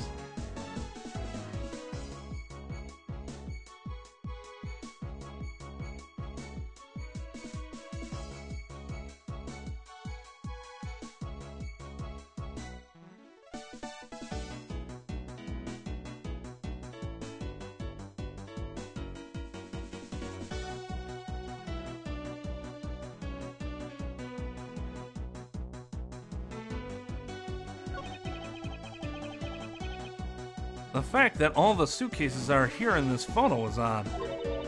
Agent Hicks was still alive at the time. So what exactly is so odd about the suitcases that haven't been used yet being here? Yes, well, I was only pointing things out there that things that are different between now and then. Your off-topic ramblings have put this attendant to sleep yet again, Mr. Miles Edgeworth. Oh, yeah. Sleepy-haired, a rude awakening with deafening objection and a contradiction. I don't...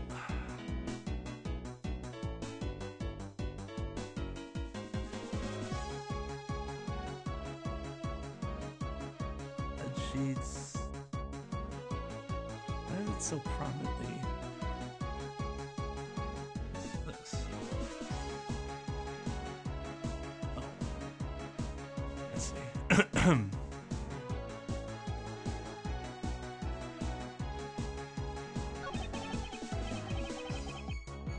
Boxes of bed sheets, these are still in the cargo hold. Nothing unusual about them in particular, but I can't shake the feeling. If you're just playing around, mind if I go home? Yes, I mind. I need to focus on what's different. Now, from back then.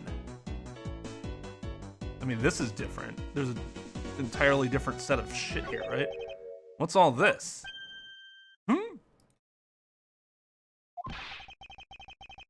Oh, there's a cargo ship from Virginia to Changfa. The reason they aren't here now is that they were dropped off in Changfa. Mr. LeBlanc, can you tell me the contents of the boxes? Unfortunately, there is no English written on them anywhere. One cluster of boxes is written in Virginian. It says, man bending over, musical note, scissors, leaf, jellyfish, man running. It is cloth in English. Cloth? Could it be? This were the killer. What? What for that scary face? Miss Meal. Yes? It appears that Agent Hicks was no ordinary investigator. He left us with a piece of evidence after all. A striking piece that will point out who this killer is. Ha! Maybe you shouldn't force your mistakes reading out of... Wait. Oh. Maybe you shouldn't force your mistaken reading of a simple picture, Mr. Edgeworth. The Borginian cargo in this piece of evidence will point us straight to the killer.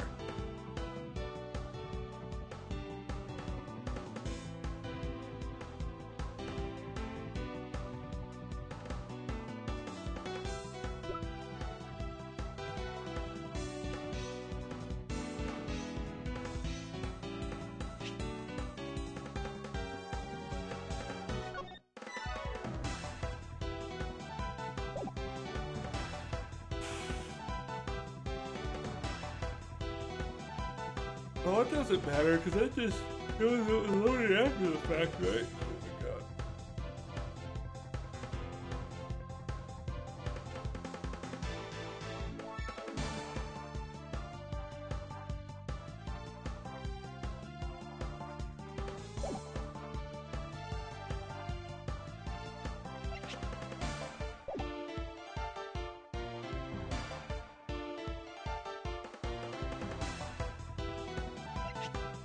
Missing certificate?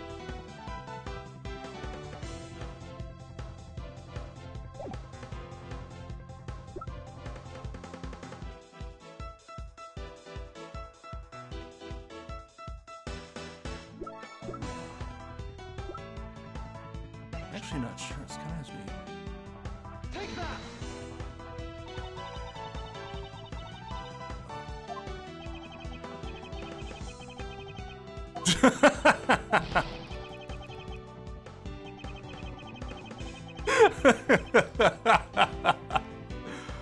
Oh. No passport inside.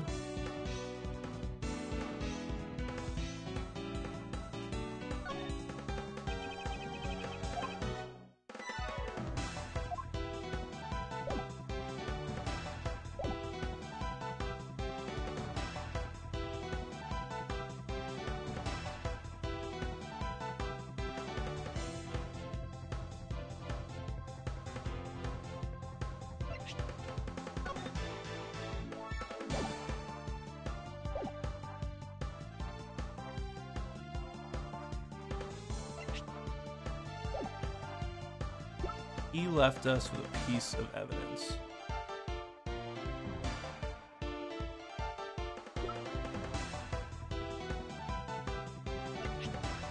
I don't think it's this. Take that! No.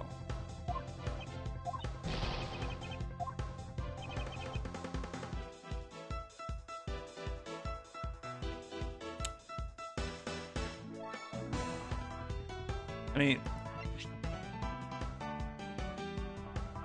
on itself.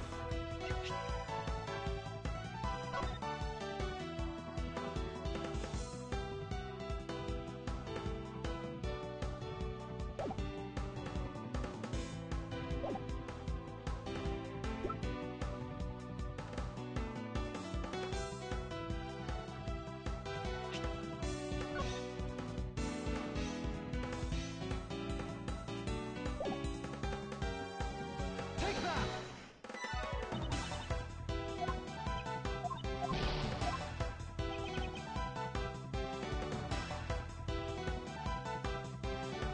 I'm honestly stumped.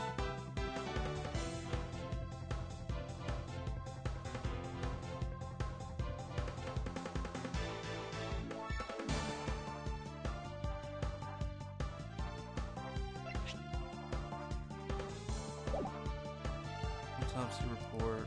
The only thing I can think of is the phone itself, but I don't know. Take that!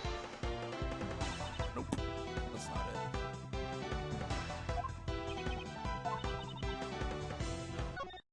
I should probably save.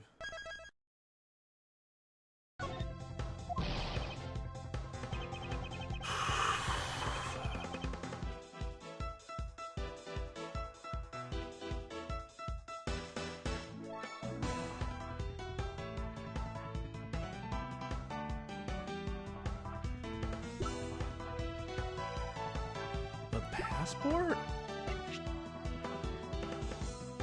Take that! Nope.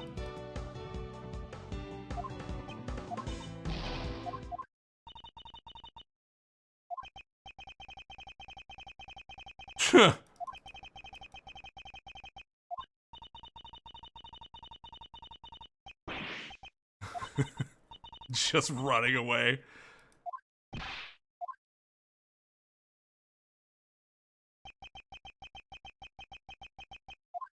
Well, no shit. Man, this one's got me stumped.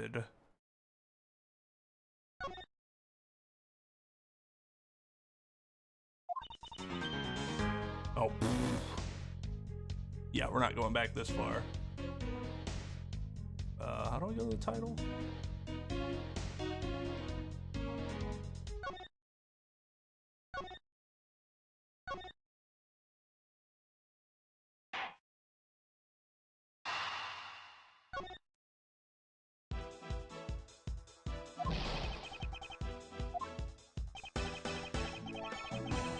Yeah, they send you back far.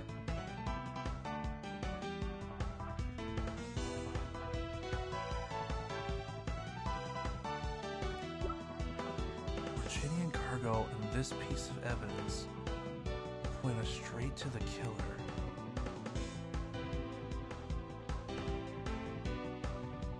It's gonna be very interesting. I honestly have no idea, and it's gonna be very interesting to see. Okay, so let's try to eliminate stuff. It definitely is not. It's not this.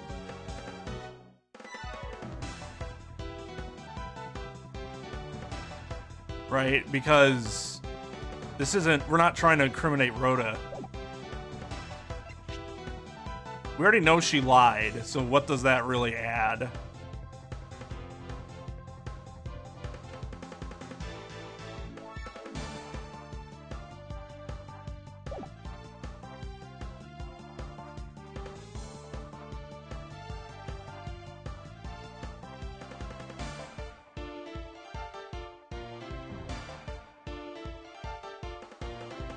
Although that definitely proves that he was not at his seat at 5, but I thought we already established that. I don't know why the fuck it would be the suitcase. The bloody cloth was found inside.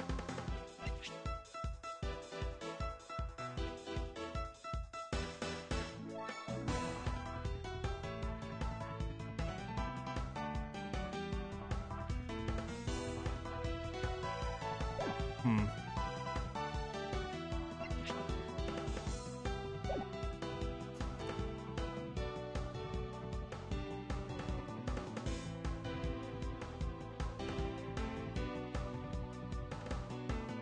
on, let's give that a try.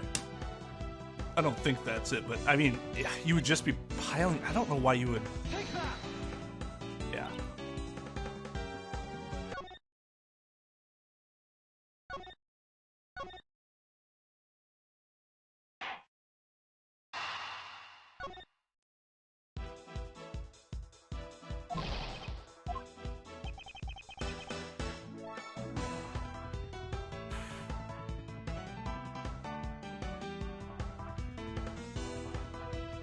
I could just start guessing everything, but I would really like to figure out why it is what it is before doing that.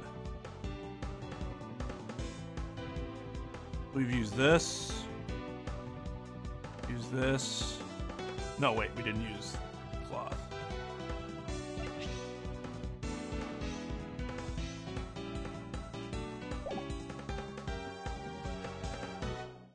Oh. Take that! Oh, because she got the cloth from the Borginian cargo.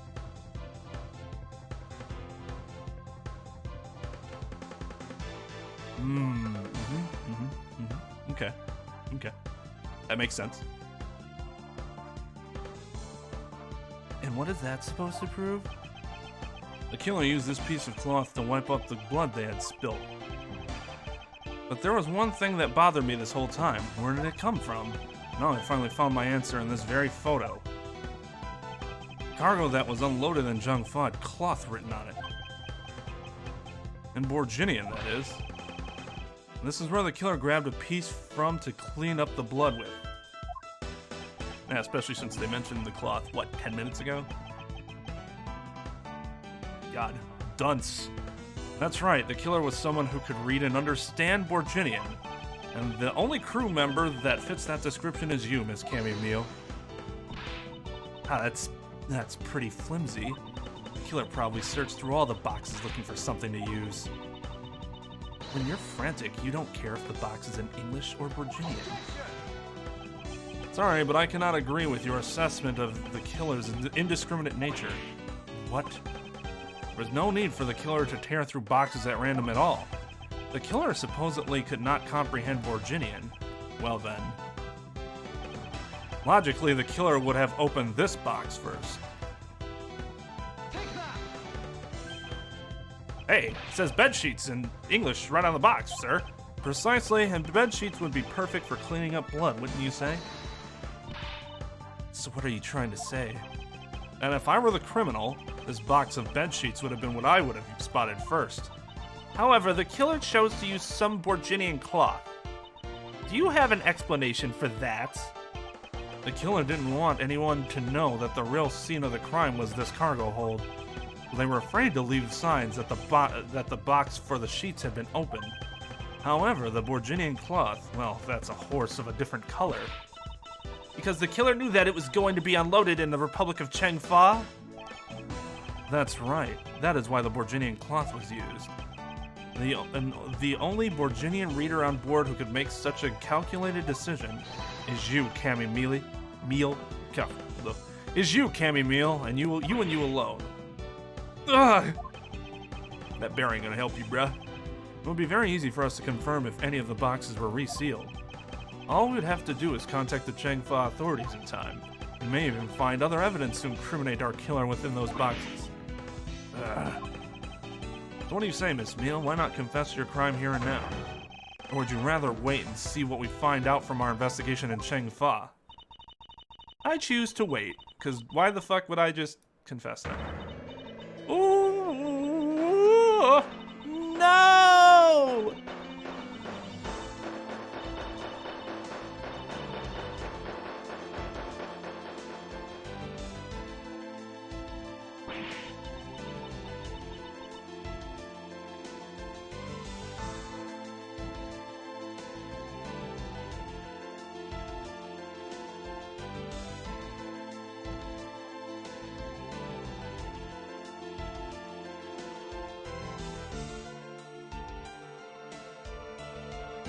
That was a hell of a sign of defeat there. Jeez.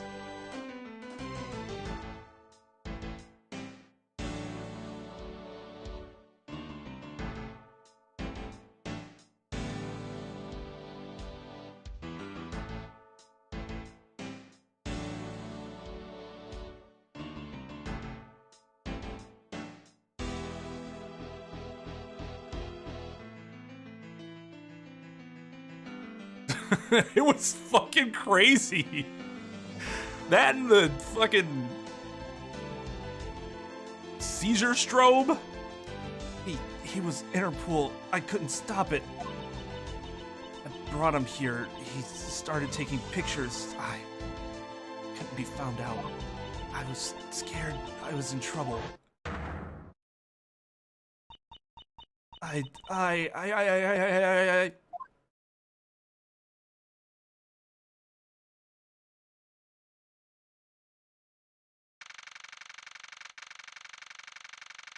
became Alpha 5, apparently. Finished making all the arrangements to take the suspect in, sir. Very good, Detective. What about the smuggling route? Did you say anything about that? They're taking her down to the precinct now. Hopefully we can get more out of her there.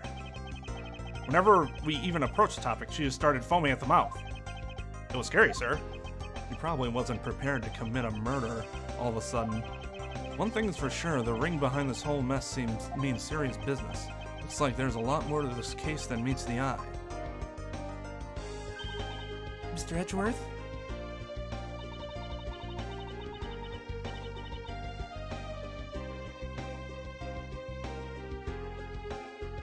Yeah, it was. Like, once you meet her, you're like, because you know it's not LeBlanc. It's not Miss Tenero. Like, that would have been weird for her to actually be the murderer. And then you have, what, nobody else? I just wanted to say how much I appreciate everything you did. Thank you very much. It was nothing. In fact, I should be the one thanking you for your cooperation. But truly, if it wasn't for you, I might not be here right now. Instead, I can continue to serve our passengers as a flight attendant. I hope that, well, please accept this as a token of my appreciation. I'm good, but thanks. I see. You don't have to take it if you don't want it. No, I mean, I would never turn down a lady's generous offer. Oh, thank you. I'm sure it will serve you well. Yeah, it's a paperweight. Gigantic paperweight. And remember, we here at iFly Airlines are always ready to serve, Mr. Edgeworth. Thank you, I'll keep that in mind. I must bid you farewell. May all of your skies be blue no matter where you go. That's kind of a sweet thing to say to somebody. Never heard that before. Yeah, the dude with the gigantic parfait. I liked Cammy, though. Cammy was a fun villain. Even if the case itself was like meh. That last part was good. I got completely stumped on that. I think that's the first time that the game stumped me like that. That's probably the first time I've been stumped since... like that, since Trials and Tribulations. I don't remember if I got stumped like that in Apollo Justice at all. I don't think so. I got stumped in trying to figure out where we were supposed to fucking go in those flashbacks. Can't believe we wound up investigating the whole day, sir, but boy, was it fun. Speak for yourself. My day was filled with earthquakes, elevators, and false charges. By the way, where's Francisca? Oh, she's filling out some customs paperwork for her departure. Departure? Yeah, Miss Von Karma is always really busy, sir. She's been flying from country to country to chase down some leads regarding her case. Detective, can you cancel the car I had you reserve earlier? You got it, sir.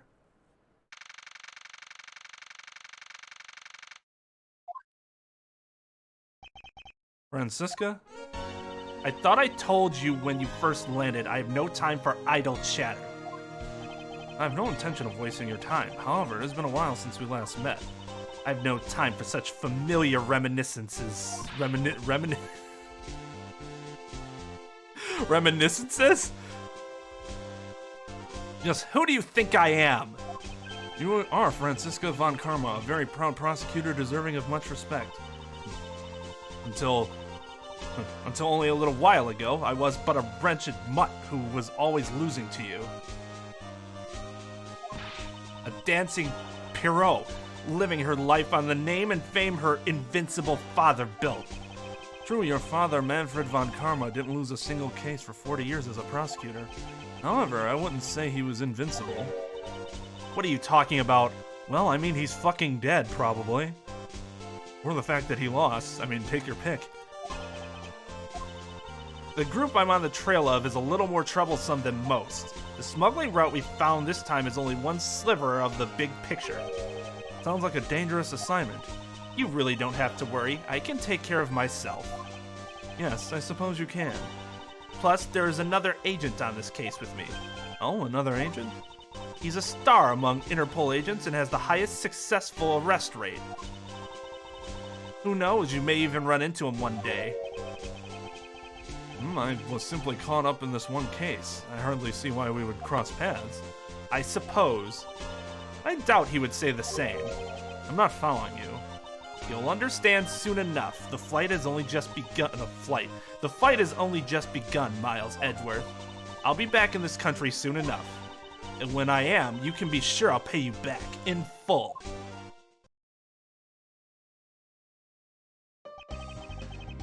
And just like that, she's gone, huh, sir? Thank goodness. I can finally rest easy knowing I won't have to watch out for her whip. Detective Gumshoe, I want to thank you for all your help and cooperation. Aw, it was nothing, sir. Just happy to be able to work with you again. Ho ho! I think I'm gonna celebrate by adding a little extra salt to my instant noodles tonight. Oh, dear. Just how much did you cut his salary by, Franziska? Detective, I was wondering if you might give me a ride down to the prosecutor's office. Sure thing, sir. I can fly down the road in the patrol car if you want. Don't make me remind you, Detective. Safety first. Edgeworth drives the speed limit confirmed. Thus, I solved the first case upon my arrival home. Franziska von Karma, the smuggling route she was after. The leaders of that ring had already put their trump card into play. And the players on the other side of this war, they would begin to make themselves known through the next incident.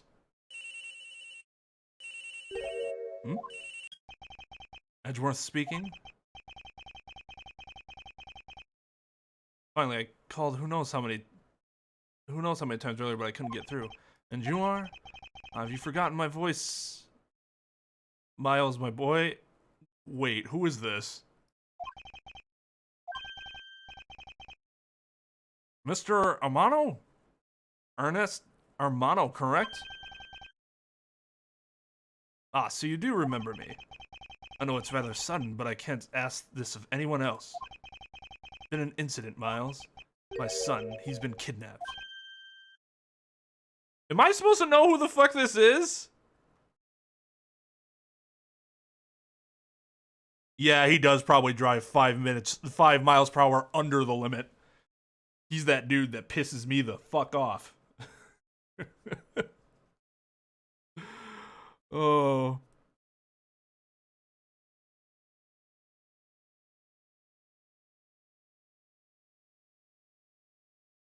Wouldn't it be the same airport? I mean, I guess it doesn't have to be, but generally, even big cities only have like one huge airport or one bigger airport. Well, no, that's not true. Well, no, Chicago only has one. It just has another airport not too far away from Chicago, but it's not, pretty sure it's not in Chicago. Francisco sprites look good, I think.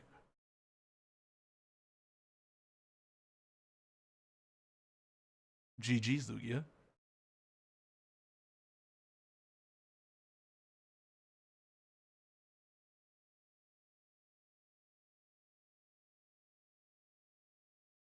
Istanbul has 2. I think, doesn't New York have 2? And LA? I just know Chicago doesn't. They're both in the Chicago area, but is Midway actually in Chicago?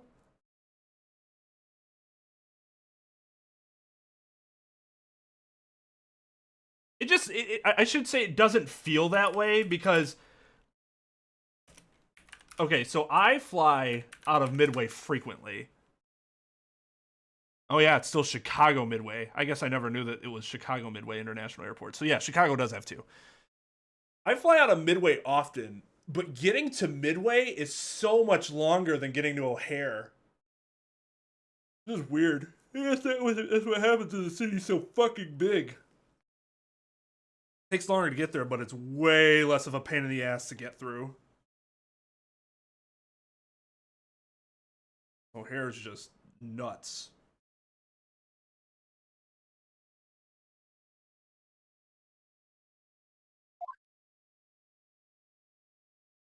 I need a voice.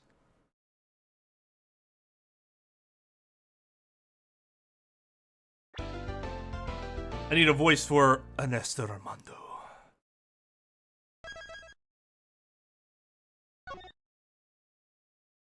Is that Ernesto Armando?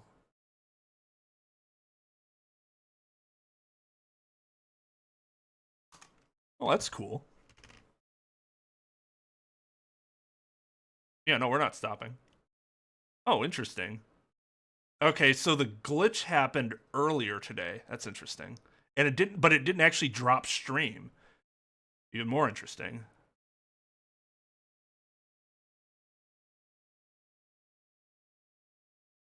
Amano, that's right. It just Armando rose off the tongue so much better than Amano.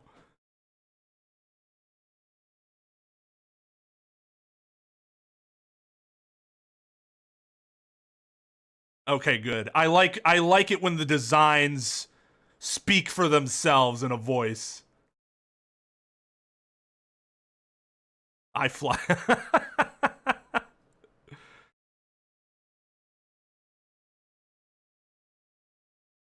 O'Hare, you actually have to go through the city, like the big, like central city to get to.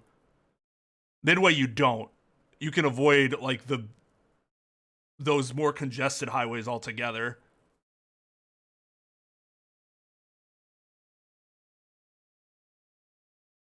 LA has 5 of them? Oh my god. Well, okay. Are we talking about all airports or just bigger airports? Because even my area has 2, I think at least. But like one of them's for like your personal little shit plane.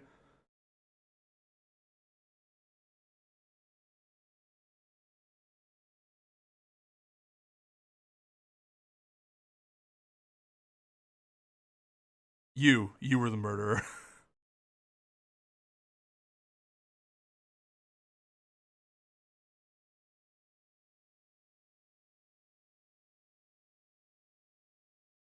Those are all big national airports? Okay. Yeah, that's a ton.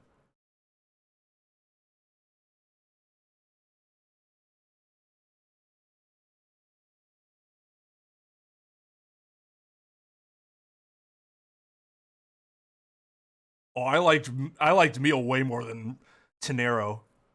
Tenero was just kind of basic. She wasn't bad, she was just basic.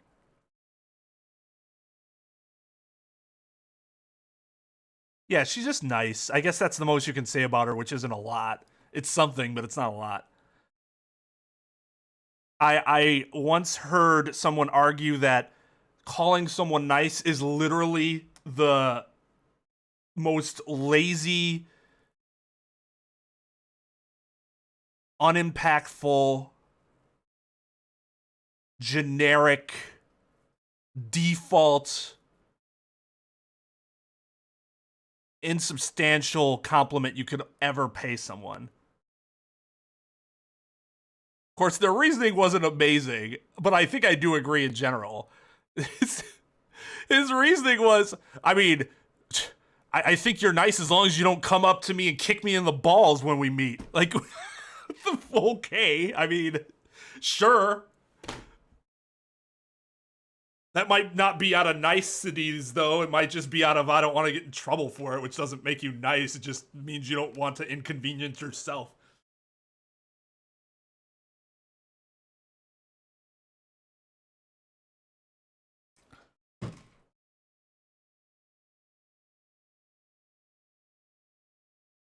Kind of like Maggie, but worse.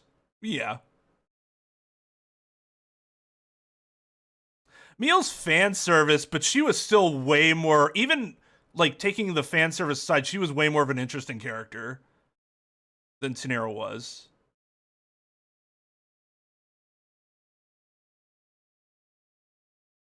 See, the cube hair is a peg down for me. That shit was awful.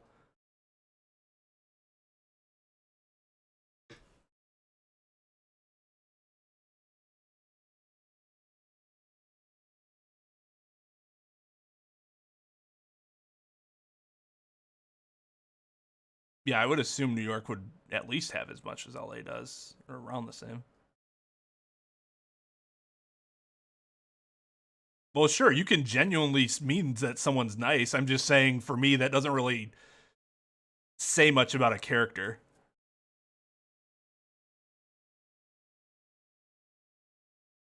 Yeah, I mean, that's the difference, right? Maggie, like, legit has an anti-superpower that she has to fight through and still be the way she is despite all the shit that happens to her. Like, it's amazing. They don't really... Tenero doesn't seem as down on her luck. And it was pretty obvious from the beginning that it wasn't her. Yeah, exactly. It just kind of showed that she was innocent. Which is part of the problem with the case, like Trep said, is kind of obvious that it was Cammy, right?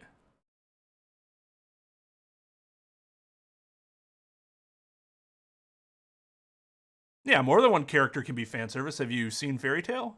May I introduce you to Fairy Tail? Yes, it does. So remember that, everybody. Only date weird girls, not hot girls. Hot girls will kill you. Or frame you for murder. Even if they didn't actually perform the murder themselves.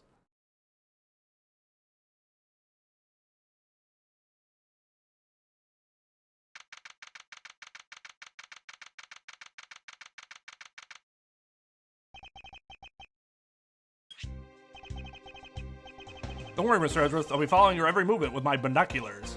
Good to hear. Now make sure you don't lose sight of me. I'm counting on you for backup. You can count on me, sir. I have to go. The kidnapper is supposed to contact me soon. Who would have thought that upon my return I'd be thrust into a kidnapping case? And that I would be the one who would have to make the ransom drop-off. Come on, Tex, move faster. Jesus. Let's see. I checked that the money is all there, safe inside this suitcase. Oh, it's a shame to let it go to go to the kidnapper, but what are you gonna do? All I have to do is await further instructions from the kidnapper. I'm expecting to transfer to my cell phone. I wonder who else is around. This is the meeting place, after all.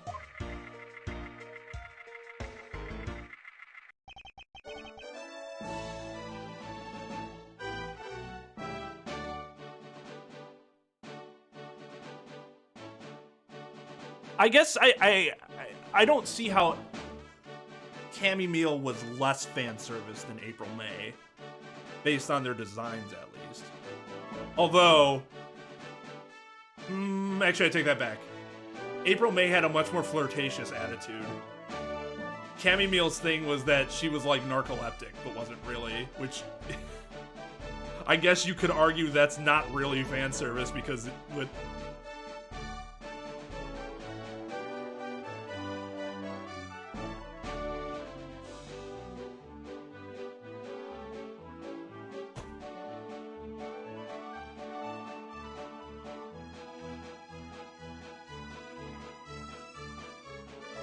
Kick him in the balls! Kick him in the balls!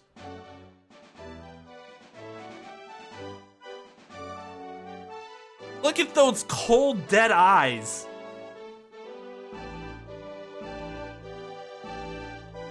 Welcome to Gatewater Land. Oh, thank you. And a big hello to you. I'm the Proto Badger. Nice to meet you.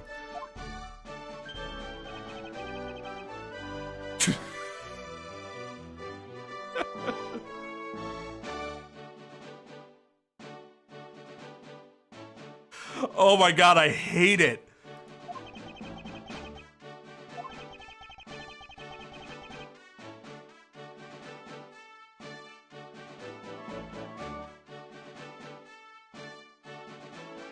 Are you fucking kidding me?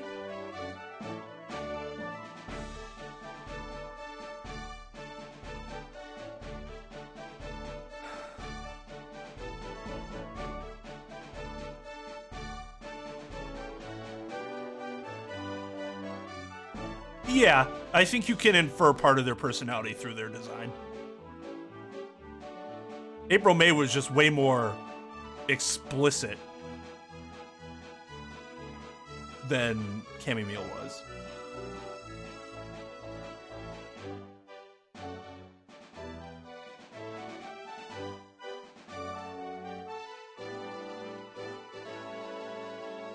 I can't keep up with the fucking demon voice, so we're gonna have to go with something else that's like equally as creepy.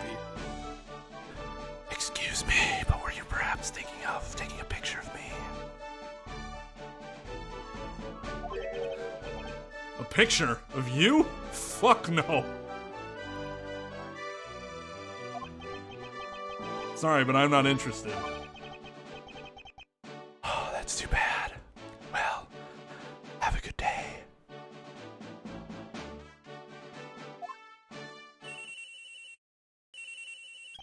I was really hoping he was reaching for his firearm. Hello? Who are you? You're not Ernest Armano. He's fucking...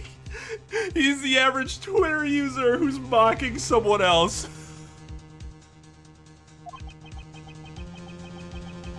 It sounds like the kidnapper is using some sort of voice alteration device. I'm his representative, Miles Edgeworth.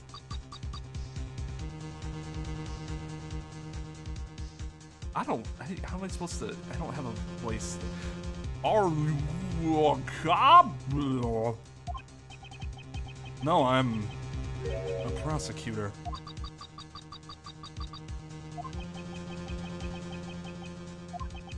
I know what you're wondering, and yes, I have brought the ransom money with me. I see. In that case, bring the money with you to the stadium. I don't fucking know. I don't. It's not a robot voice though, because it obviously was not monotone. It was not a voice like this. Otherwise, there would have been no need for capitalizations and then lowercase alternating, because this would just be one type of writing all the way across.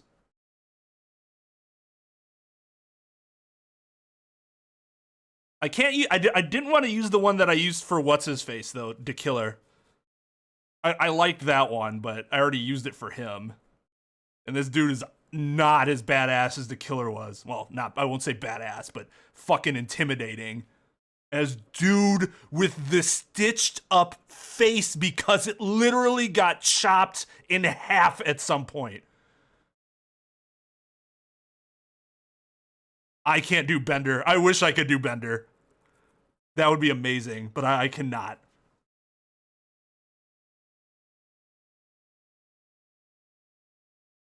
That's kind of what I tried to do, like a broken robot. So this person intends to see if I'm being followed, huh? Please, Detective Gumshoe, I really need you to come through for me this one time. Why more of it?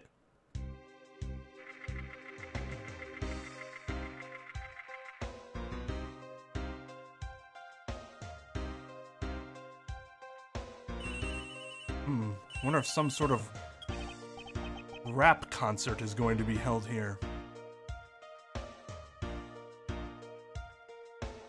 We're at 42 likes. Oh, should probably give you guys some likes, huh? Or some creds.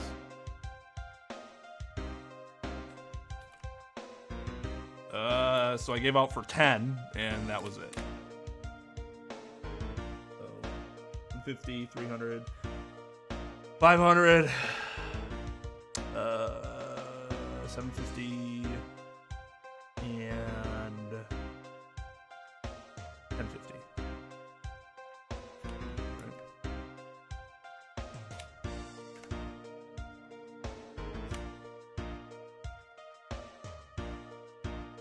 He doesn't know who the Gaveners are.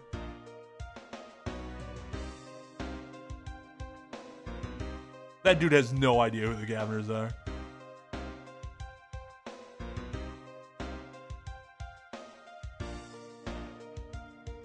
All he knows about are, he hears about the rap music that all the hip youngsters listen to these days.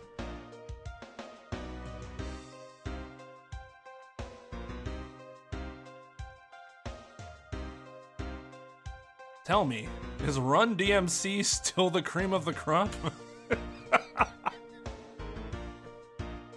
Or perhaps the Sugar Hill Gang?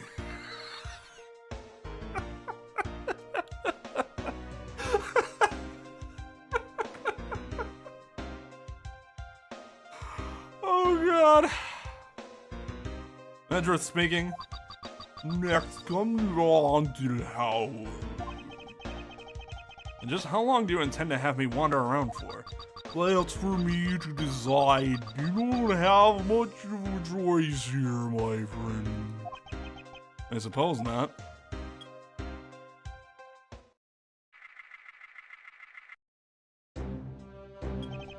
Yeah, no way, no fucking way he knows the Gaveners. I've arrived. Go inside.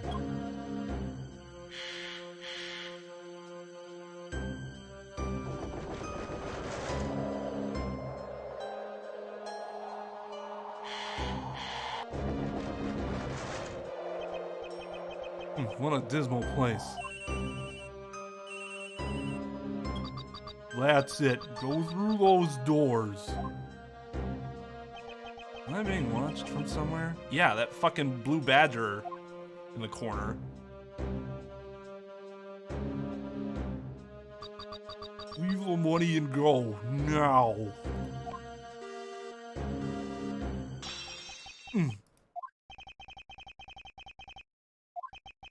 I was hoping for an exchange, but maybe I should do as they say for now and not push it.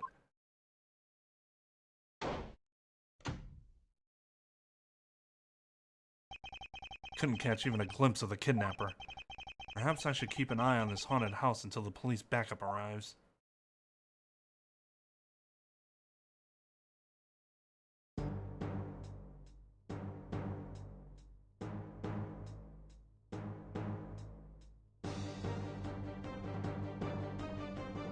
This is terrifying. Look at it! Ugh! It was a trap.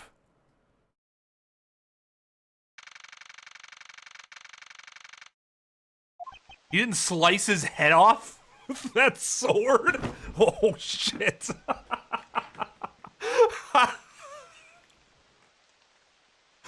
Oh my god. Fucking...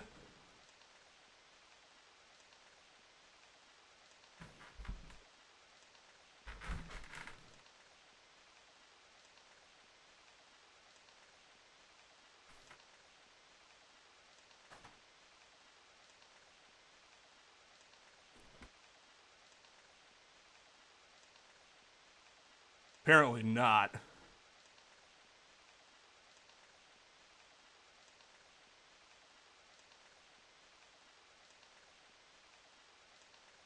I drank a 6-pack of Dos Equis and ate a whole can of Bush's baked beans. I was farting all night. My wife slapped me. I told her, "Don't hit me. I'm unstable." That is, God, I wish I had that issue right now. I'd probably feel a lot better. Later, Tara. That guy betrayed. No, it can't be. The deal. Who is that? And what are they talking? Oh. Guy betrayed. The deal was. What was that? And what are they talking about? Split police. Alright. In front of meetup. I can't move my body. I can't feel my body, in fact. It's like I have no body below my neck.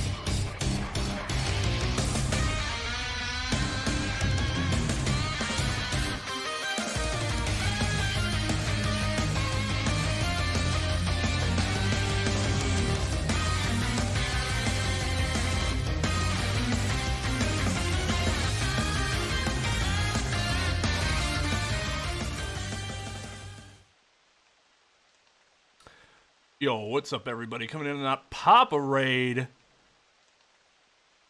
Much appreciated. Let's see. Nicholas Rev Games, Yuna, Justin Castro, Water Buffalo, Naruto Shadow, Boss One, the Mad Boss, Papa himself, Big Daddy Bob, Professor Oak. How y'all doing? There's the link to Papa's channel. Make sure to go check him out. Show him some love. Throwing right our way. I'd greatly appreciate it. What were you playing this fine evening, sir? I do, Mike. It is very uncomfortable.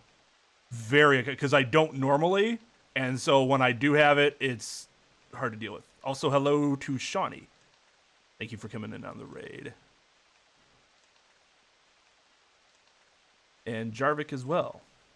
So yeah, for those that don't know, this is Ace Attorney Investigations. A little different from the main Ace Attorney series in that the game isn't about the court itself.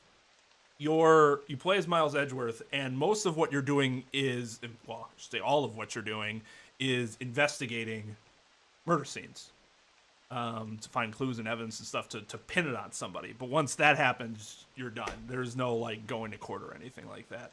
But the difference is that you actually get to move around a little bit here. They have sprites for that.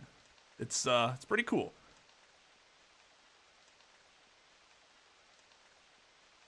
Isn't everything in Roblox?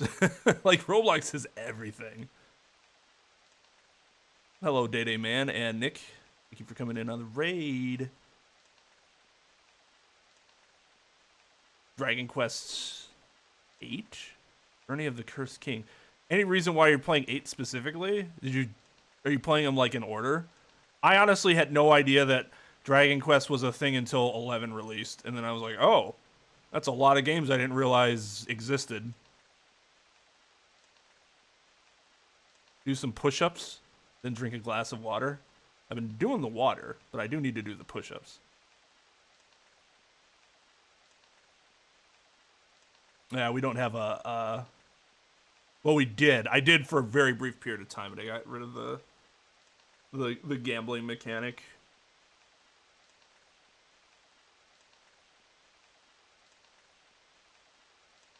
Oh, 8's your favorite. Gotcha.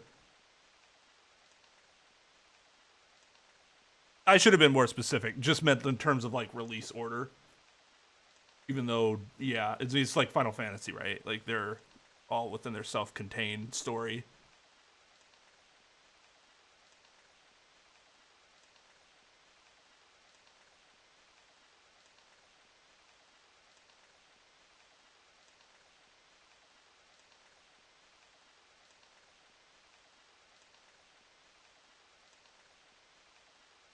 Yes, Mike, I knew that.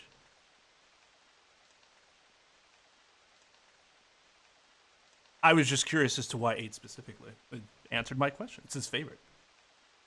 It's like why I'd be playing Final Fantasy 7. This is my favorite. Out of the blue. And then you go, why would you speedrun Final Fantasy 7? Well, not only is it my favorite, but I'm a crazy man. Yeah. Let's do it. All right, so we're Miles Edgeworth, and we have been kidnapped by kidnappers that had already kidnapped someone else. The offspring of an acquaintance. I fear I may faint again. Well, yeah, you have no body. Oh. It's like you didn't get your head chopped off despite him having that sword swinging at you. Where am I? How long was I out? It wasn't raining like it is now when I made the drop-off.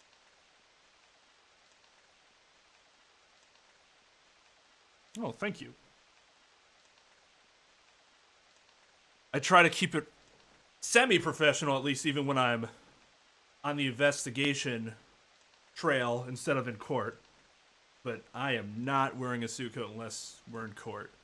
As long as we're out of court, we'll just stick with the collared shirt and tie.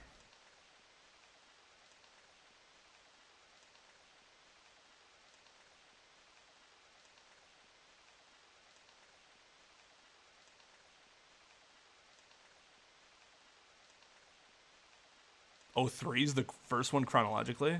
That's interesting.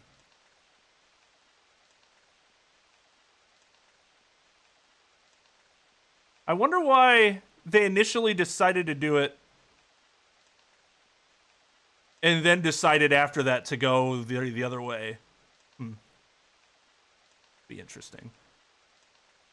Because, like, again, Final Fantasy's never done that. If they had sequels, they were just like, they weren't the next number, right? Yeah, he's so edgy that when the badger tries to decapitate him, the badger gets decapitated instead. How long was I out? It wasn't raining like it is now when I made the drop-off. This was supposed to be a simple affair. So why have I been taken hostage as well? I can only assume Detective Gumshoe lost sight of me at some point. Probably when you went inside of the haunted house. The only reason I agreed to be the drop-off man was because of that phone call. It was... Whoa!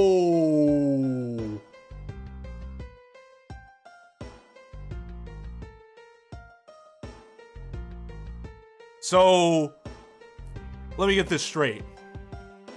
Dude had the biggest ear gauges ever.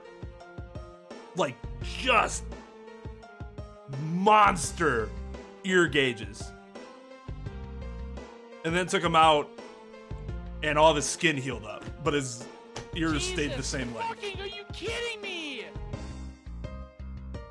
I mean, that's impressive. I don't know what voice to give that.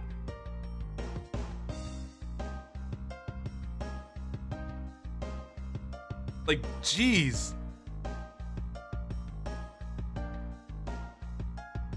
Mind over Mutant? I don't think I know what Crash game that is.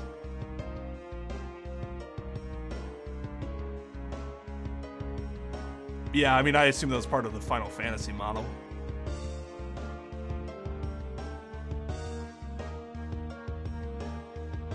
It was from Mr. Ernest Armano, the director of the Power Zaibatsu, the Amano Group. Zaibatsu, the Amano Group. Aside from that, I owe him a great debt of gratitude. His only son, Lance, had been kidnapped. I know that Lance is already in his 20s, but I guess some things you never grow out of.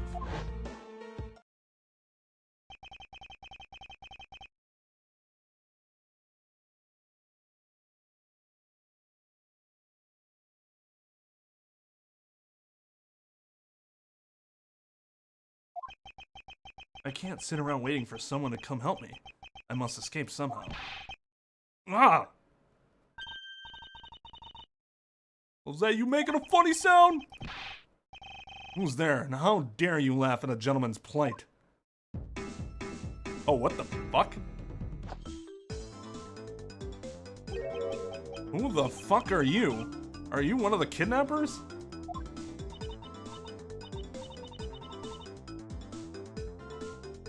Damn it, I don't know. So bad with girl voices.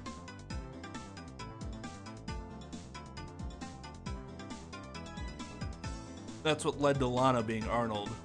A regrettable decision.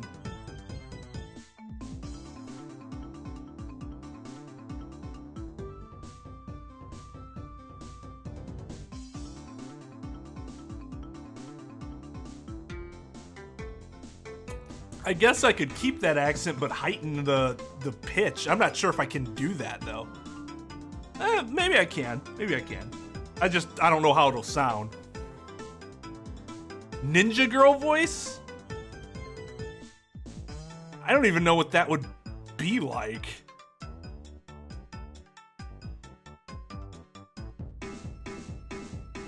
I was thinking about just giving her Maya's voice, but I don't know, she seems like more...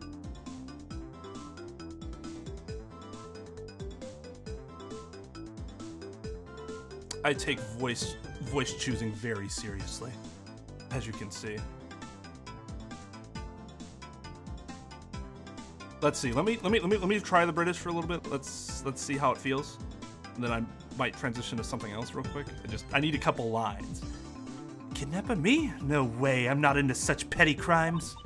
Nope, I'm after something much, much bigger. Ugh, I must be worn out from today's ordeal. Focus, Miles. Oh, I forgot to introduce myself. Sorry about that. Ahem. Even in the depths of night, when no other bird dares to take flight, one alone soars to shine the light of righteousness on the world's blight. And that one is me, for I am the great thief, Yagatarasu.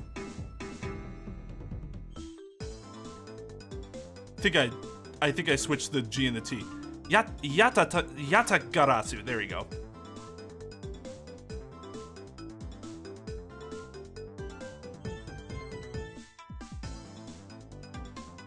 Oh, Cold Steel's connected?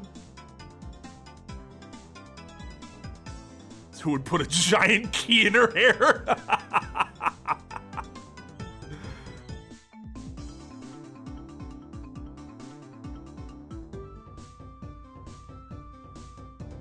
That's not a main installment, right? Is that like a modded game or something?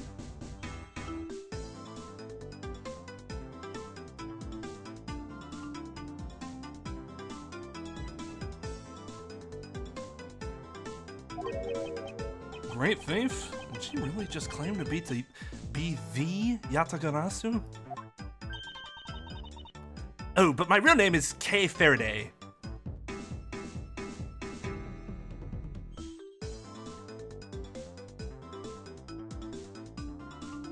Okay, I'm not seeing the what's the joke with the name? Is it Faraday or Faraday?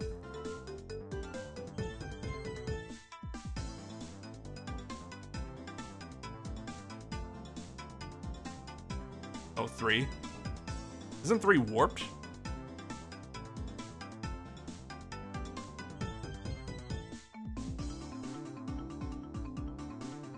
See, I thought it was K for a day too. I'm like, that doesn't make sense. Key for a day? Key.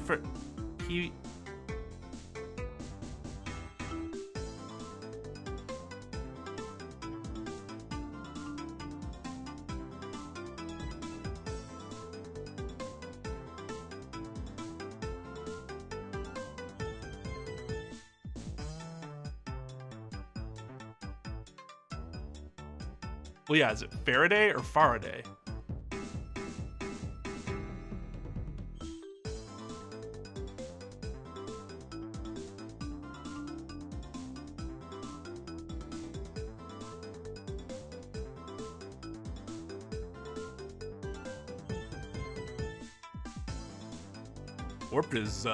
Warp's my wife's favorite game, like ever, I think.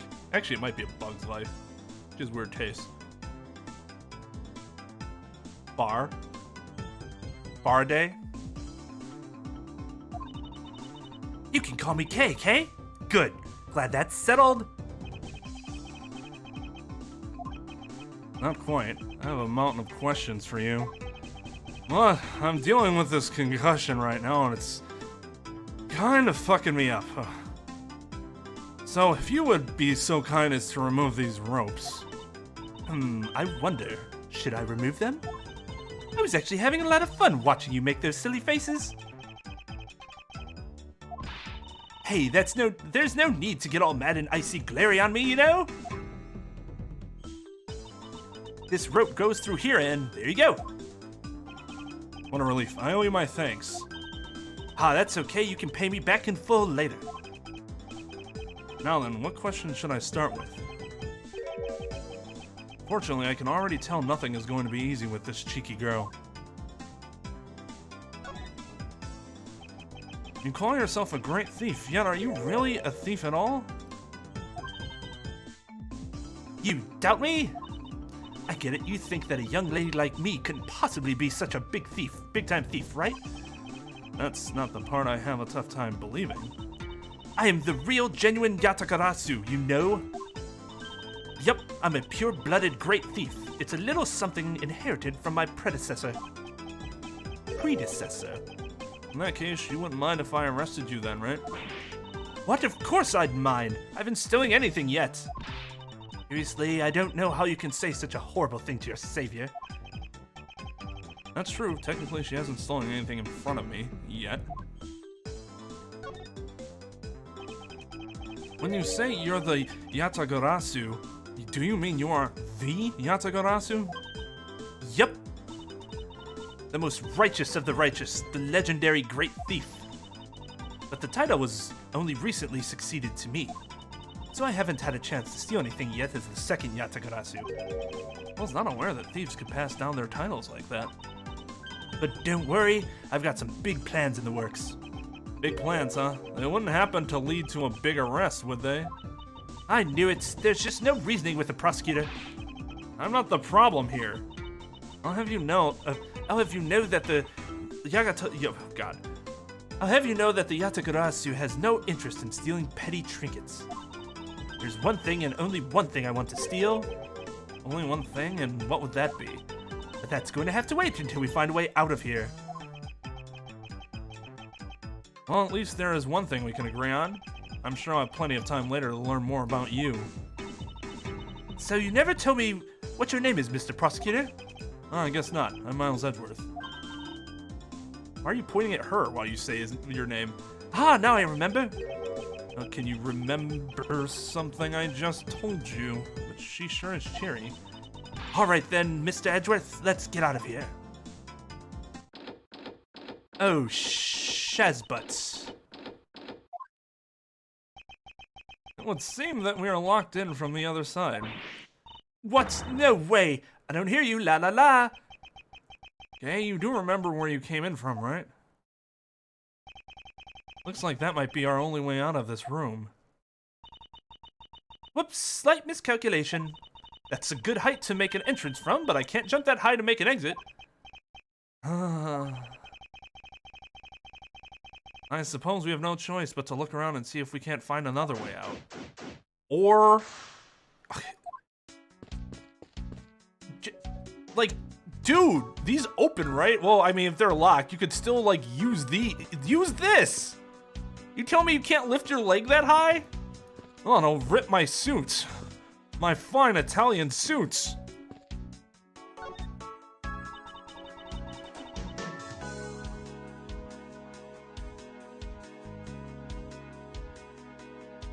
Cattle decapitation? Can't say I've ever heard of them before. That's interesting. Well, you don't step on the boxes, you step on the metal part. Who cares about the boxes?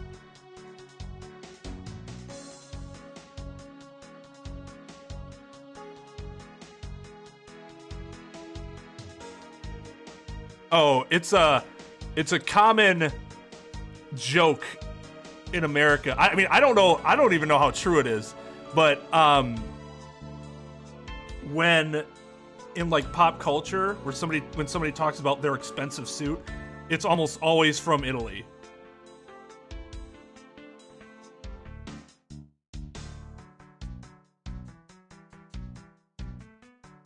Lamb of God. So I actually have not listened to them since I was in high school, I think. KY's a big fan of Lamb of God. KY's another person on this channel. He streams on Thursdays. I remember liking what I heard, but I think I've only heard like 3-ish songs from them. When he started introducing me to the new type of metal he was getting into, the genre I ended up falling in love with was power metal. Yeah, we listened to Iced Earth, and I'm like, I want this in my life and everything like it all the time. They dropped a new album. Man, they're still making music. They're gonna be like a 30-year-old band, right? Yeah, I mean, I guess I might as well keep Kay's voice. The other voice would be more annoying.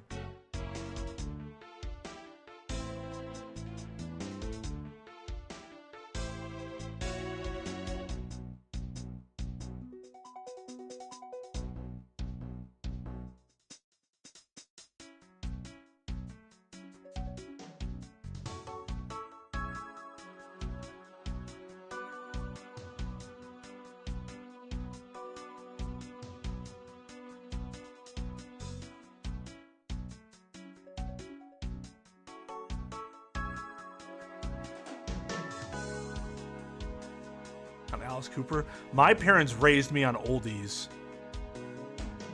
Like, well, okay, that's not entirely true. It was a lot of oldies, but also like blues and jazz and stuff like that. But man, I like the Carpenters, but you can really only listen to so much of the Carpenters.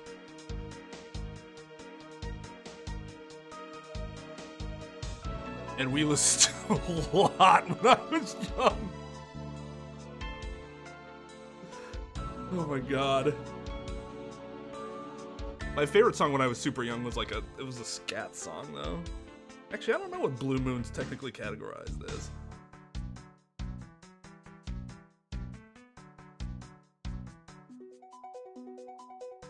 Yo, what's up, Coulter?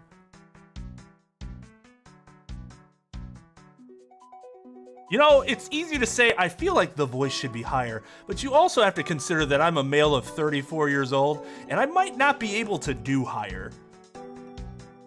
It's not a super easy thing to do. If I go high, it has to be like Pearl's voice, where it's really like... I don't really have much of an in-between.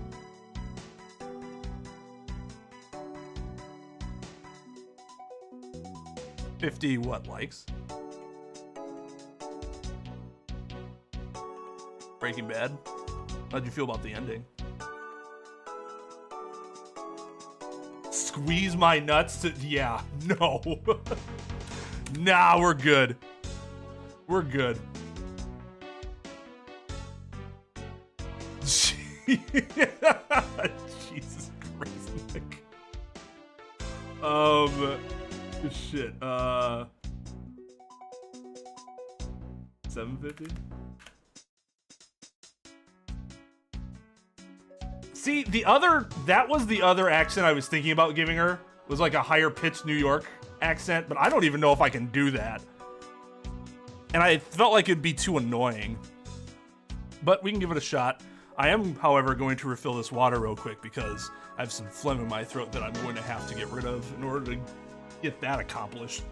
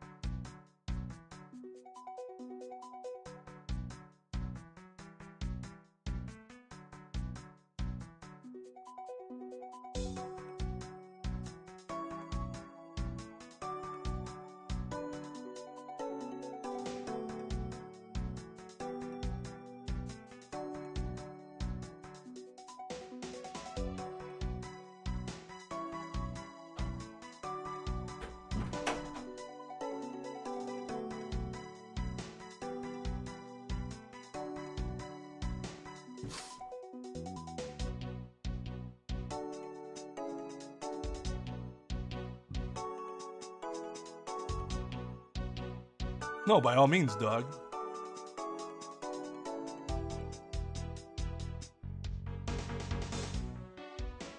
Just stuff your mouth with chewing gum, then act like you're angry, describing how badass you'd be in any hypothetical situation.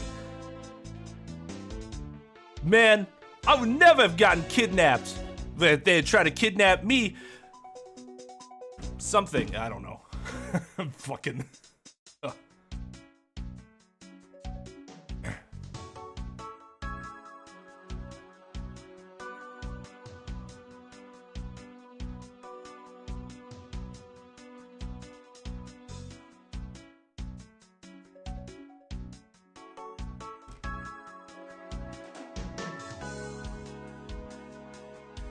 Ghost-shaped people. It's a cool name. So check it out.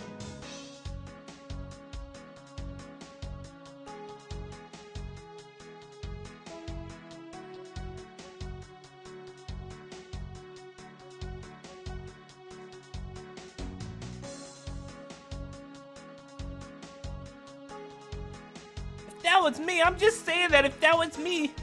Not saying it was me, but if it was me, that would be a wholly different and scary experience for anyone involved. If it was me. I feel like that's too much like Tyson.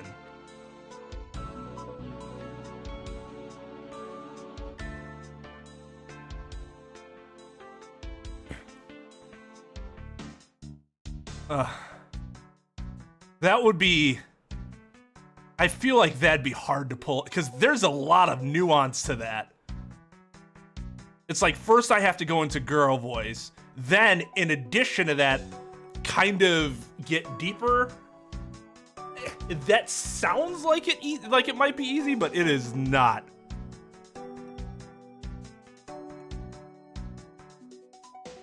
Ibuki? Didn't Ibuki have a Valley Girl voice? No, Ibuki's voice was...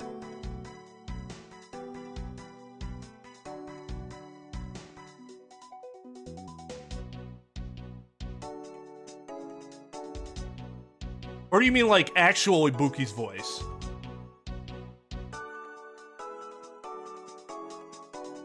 Well, yeah, but I don't want her to sound like Mike Tyson.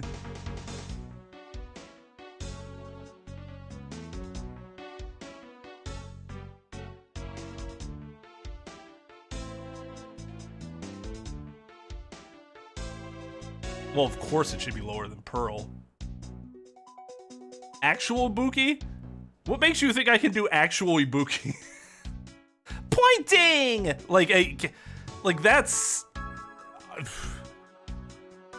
I feel like that's going to be horrible. I can do the one word. Mike Tyson was from Punch-Out, you dumbasses.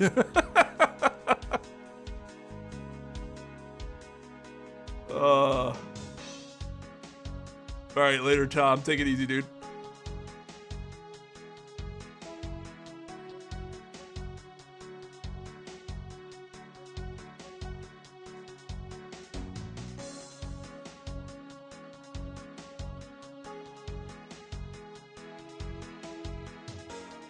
Oh, I didn't see the new Bill and Ted movie. Pearl, but older.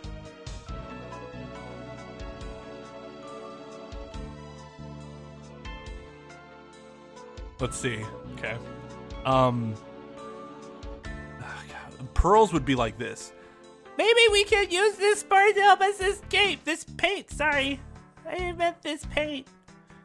Maybe we can use this paint to help us escape. So I'd have to go a little lower than that. Maybe we can use this paint to help us escape. Maybe we can use this paint to help us escape. No, see, she sounds like a child. I guess is the problem. Maybe we can use this paint to help us escape. That doesn't sound bad, but like, that's gonna be kind of hard to hold, because that's a weird, like, middle.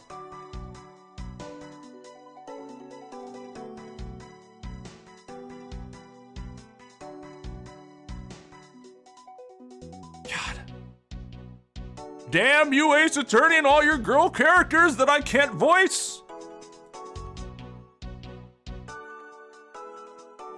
Oh God, you guys like that one? I don't. It sounds good.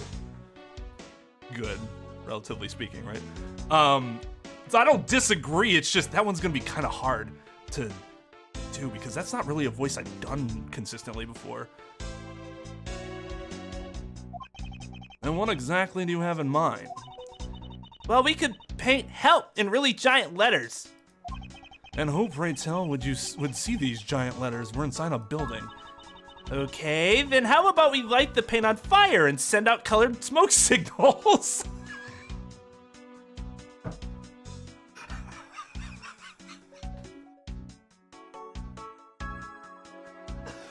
Wow. What a fucking big brain.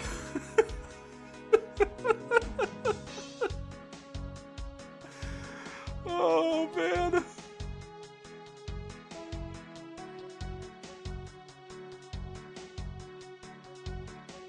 It's not even that like it hurts my throat or anything. It's just really hard to keep that exact pitch.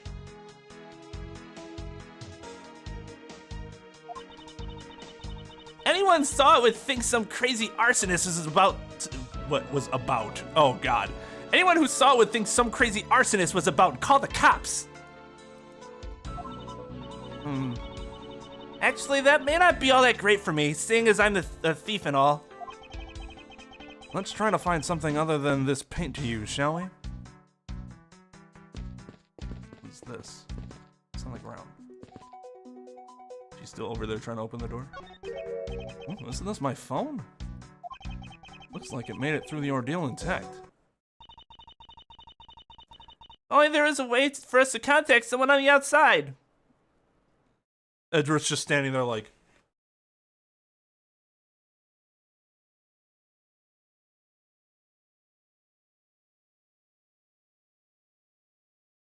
Are you fucking kidding me?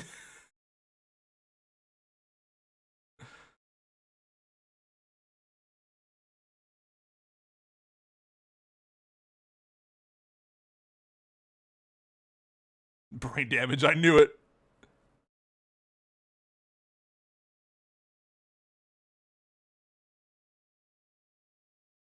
I need a girl to Discord chat to voice girl characters. That'd be great. Except the person would essentially have to be on call and always be here whenever I need a girl voice to be done. That's just not practical. The only way something like that works is if my wife was like doing stuff on the channel with me, but she doesn't. She's too busy working in hospitals. Yeah, that's true. Nobody really knows the Sarah voice, so I can't really give her a Sarah voice. He's 5'4"? She actually seemed a little taller than that, but I guess Edgeworth isn't super tall. That key in her hair is absolutely the key to unlock the door.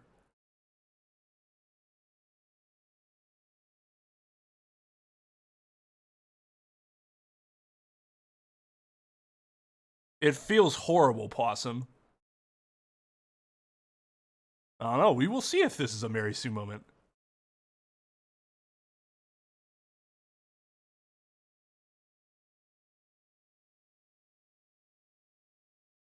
For what comment? I didn't see anything that would be even jokingly ban-worthy. But I might have missed it.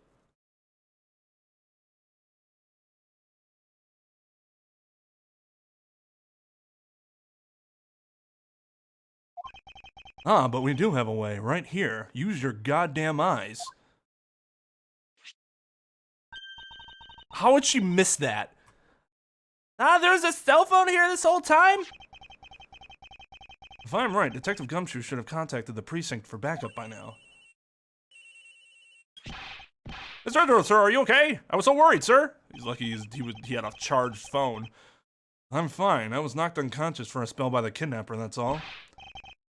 I'm sorry, sir. I'm such a failure. Boy, I hadn't lost sight of you. Detective, we don't have time for this. Have the police set up a perimeter right now. You don't have to worry about that, sir. I already got the boys working on that. I'm doing that. I sort of, What's wrong, Detective?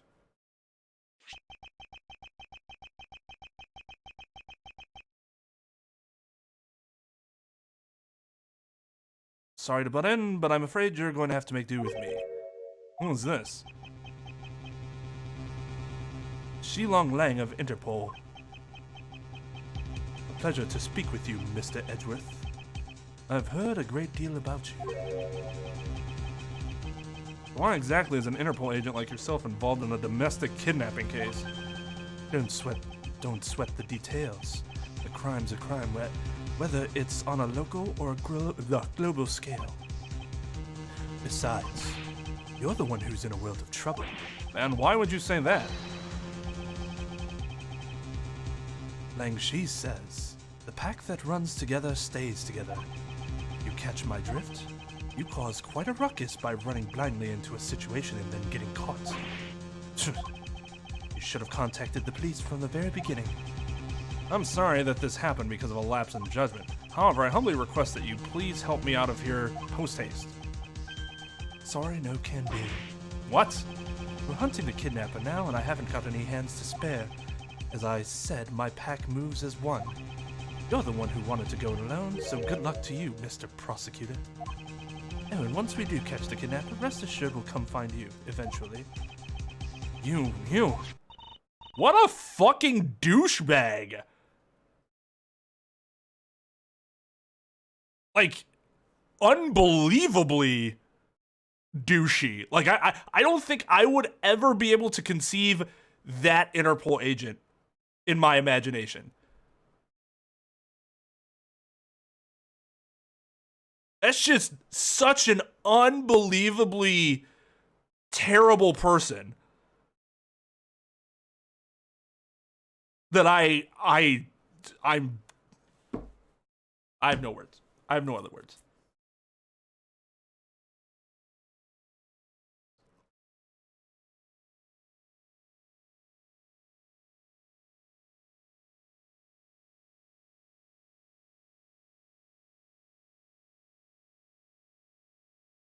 $5'10". I mean, he has to be slightly taller than Phoenix, right?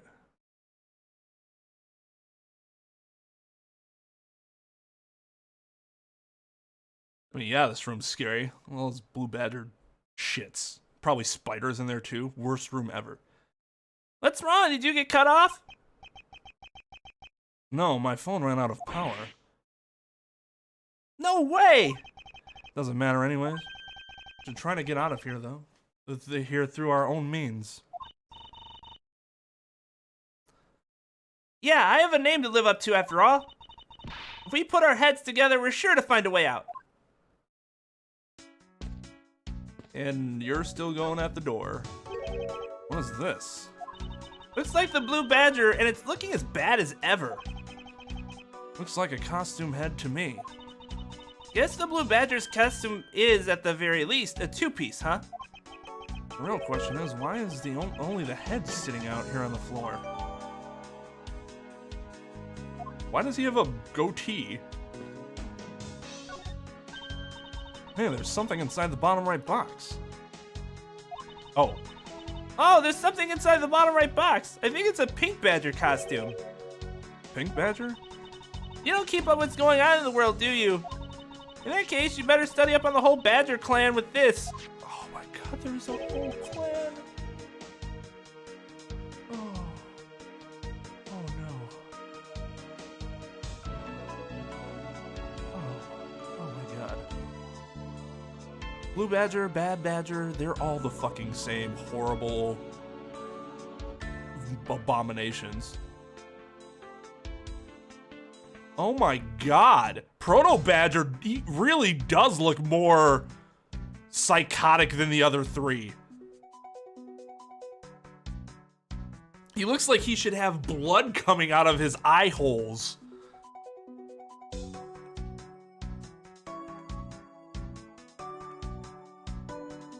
No one's coming out of this case alive. That is, you're right. That is for sure. We are all dead.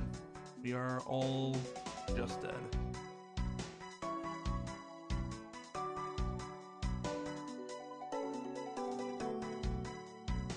What is this thing? Think of it as a Bible. Oh, no. Because now I'm thinking they're the 4 horse badgers of the apocalypse. Think of it as the Bible of all the things you'll ever need to know about the clan. Whatever. I suppose I can keep it as a reference guide or something.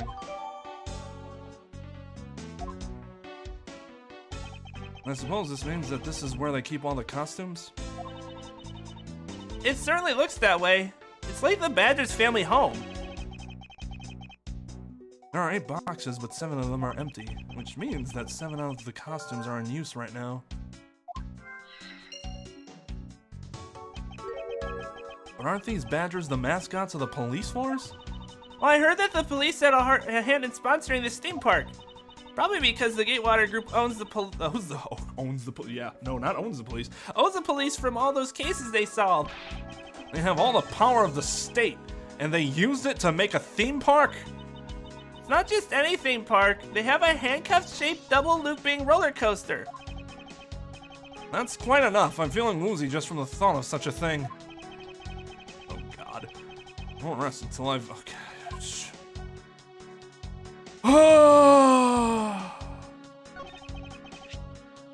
Nook and cranny. And what have we here? Ah!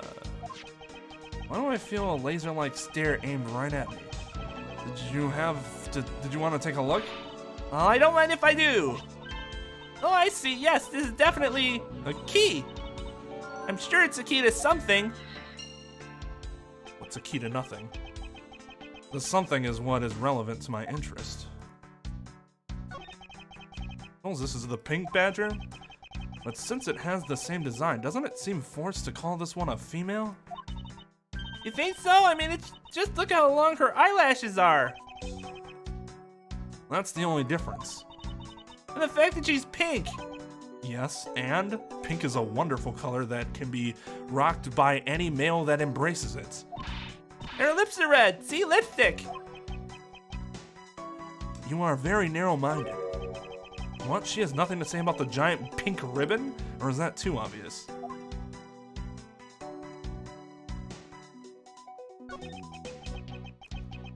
This is that blue badger I met at the main gate.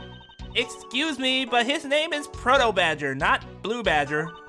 It's based off of the very first design created by the local police chief. You know, when you compare the two, the Blue Badger looks a bit cuter. Well, yeah, he has fucking pupils. I suppose as he continued to redesign him, the chief managed to make him cuter and cuter. I thought Gumshoe was the one that designed him. The chief had Gumshoe design him. It does look like a rejected Five Nights at Freddy fan game design.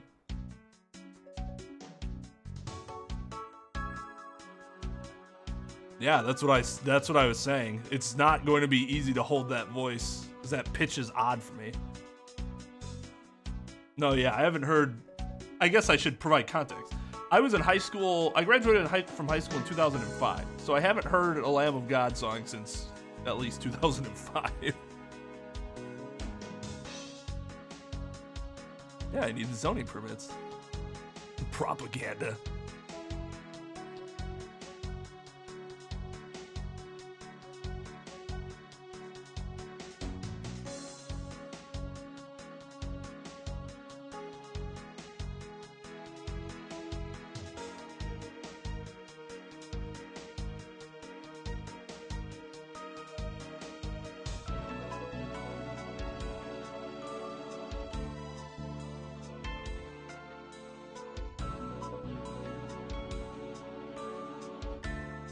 Everyone should rock. Pink's a fantastic color.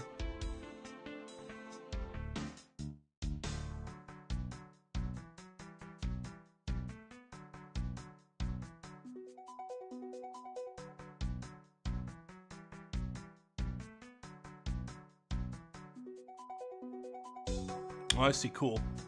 I will check that out later. Thanks for posting the link. He just made the animatronic.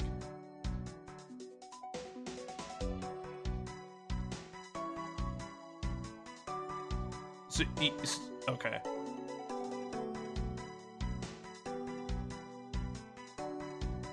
Look like a bottle of Pepto-Bismol with biceps. Hey, it should calm everyone's stomach when you're around. Wish I could go for some of that right now. Which ones are the creepiest? Well, the fucking Proto is the worst. These two are about the same. I guess the pink badger is a little less creepy than the blue badger because it has the ribbon, and the ribbon's cute, I guess. He's actually the least creepiest because you can't see his cold, dead eyes. So it'd be 1, 2, 3, 4. From most to least.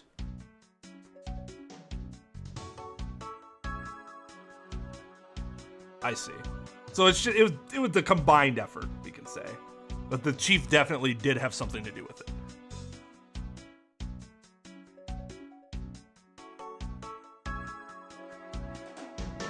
Why did you crush coffee? Would never do that.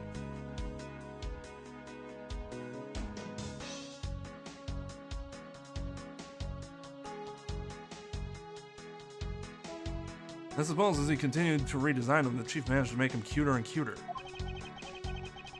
Even humanity has come a long way when you think about how much we've evolved. Are we comparing the blue badger to humans now?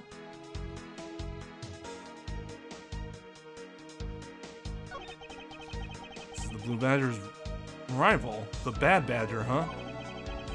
Do you feel some sort of relevance towards this? No, do you feel some sort of reverence towards this badger, K? Ha! I can't believe you would be so stereotypical when it comes to thieves. Surely you must also think there are much cooler and cuter ones out there, right? That's it. I've decided that thieves and thievery need an image makeover. Good luck with that one. Look, it's the blue badger. I suppose even this thing can be popular with women. I can't stand... I can't stand him. What in the... Why is she suddenly beating up the badger image up? He's got the word badge right in his name. How bad is that for a girl like me? And to think he's out there wandering around in this park. I'd better be careful, he's gonna arrest me by the power of his name alone. I somehow doubt that the blue badger has the power to arrest anyone. I mean, if they were a cop. Every nook and cranny. Oh, nope, same thing.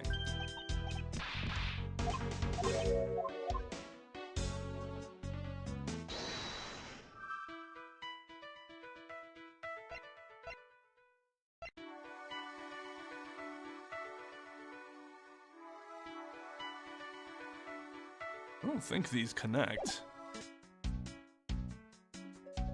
Maybe they do? Sure.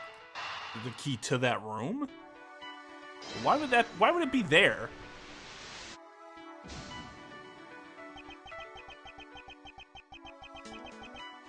Not exactly a shiny example of the perfect life.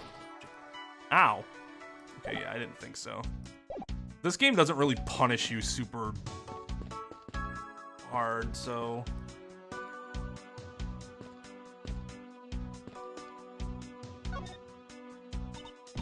Man, why do they have to put the windows so high up anyway? How's a thief supposed to make her daring escape?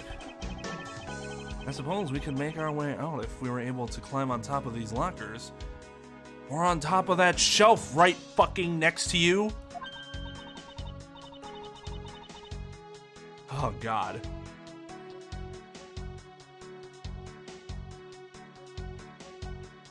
I thought we had a nook and cranny, like, really early.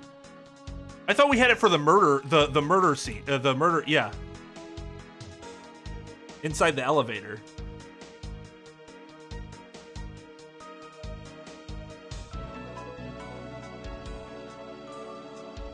Yeah, that's true.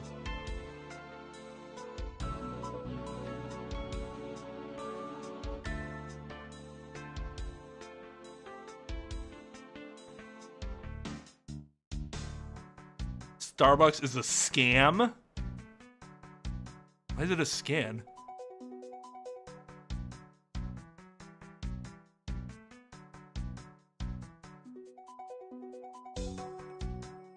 Couldn't even lift one guy. What a fucking scam. Oh my God, Mike.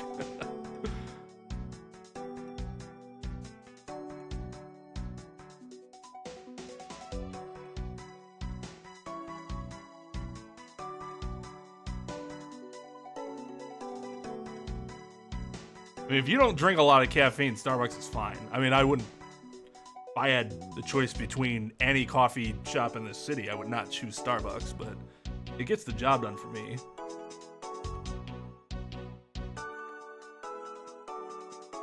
Heard songs like Laid to Rest. Laid to Rest does sound familiar.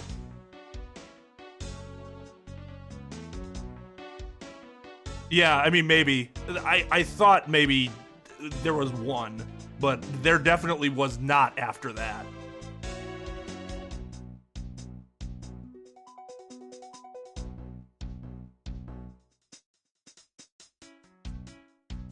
I never know like what the exchange rate is between your money and ours.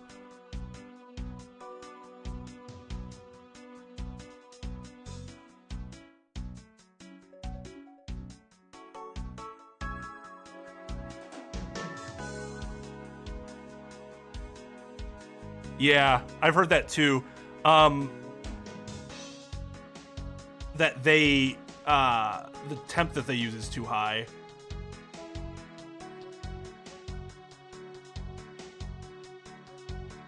I mean, Folger sucks, but man, have you ever smelled that aisle in the grocery store? It smells fantastic. Coffee is just the thing that smells amazing and tastes like garbage. $1 equals 8 TL. So the small size is like $1.75.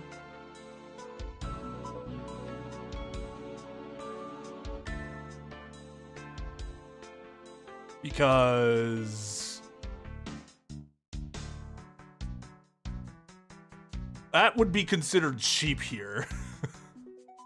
We'd probably be paying like what for a small, like $3.50. Medium like 5 something, large like 7 something, I'm guessing. I don't know, I don't get coffee enough.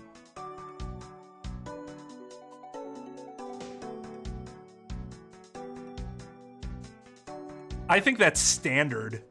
I would say it's good because if you get black coffee is generally very bitter. At least like your average black coffee. So if it's only slightly sour, that's an improvement. I see. So what would you say then that it's the equivalent of if you were paying for it here?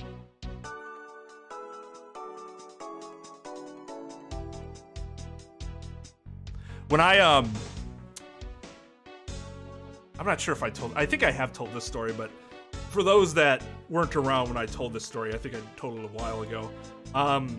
When I first was licensed, became an attorney, and I was doing a lot of, I guess you'd call them, they were like networking meetings with like other attorneys, just like, hey, let's meet up and have a cup of coffee, blah, blah, blah. Very often, the attorney that I'd be with would be like, whoever I was meeting, like, just a medium black coffee, and they'd always go before me because they'd always buy for the younger attorney. That's kind of the etiquette.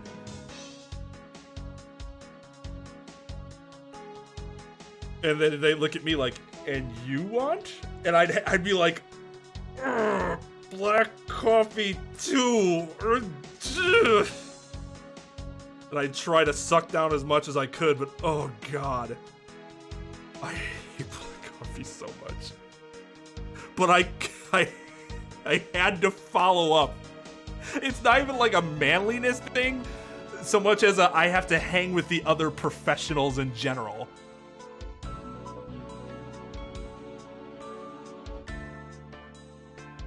Holy shit, really, Trep? You know, it's like a common thing here to sneak in your own snacks because of how ridiculously expensive it is to buy snacks here for a movie theater. Around $4. Okay, so it's comparable in that way. I see what you mean.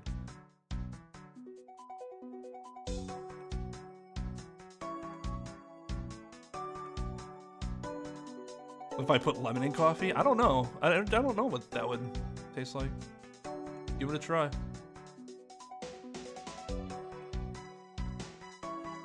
Was I proud of myself?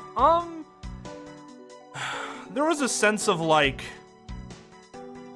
I guess you'd call it pride. It's a good feeling when you are in a position to help someone else out through your experiences. So yeah, I suppose you would call that pride.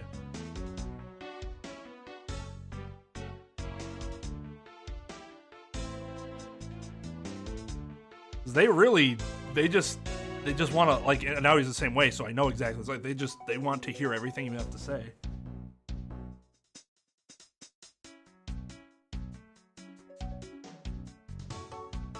Because careers in this field can go very different ways. Ah, that's pretty clever. You make a good thief yet, Mr. Edgeworth. Please don't ever place my name and the word thief in the same sentence again. You're a thief from my heart. I mean, joke. Funny joke. Let's see, I wonder if I can jump up and grab the top of the locker here.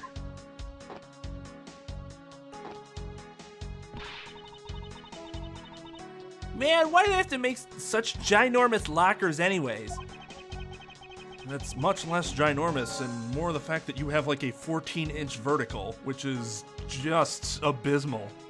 Even if we wanted to use these lockers, we'd need some sort of foothold.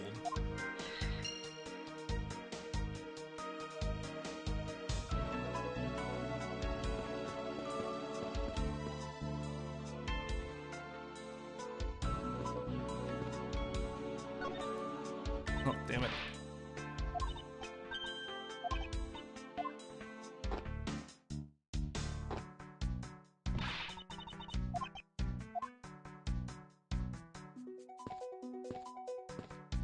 I mean, and I'm only really interested because Amiro's talked about like other purchases in that sort of in that context before, and I never have any idea like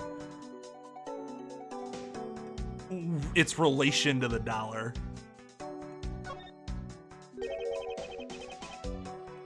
Or like what it would cost for us in our country.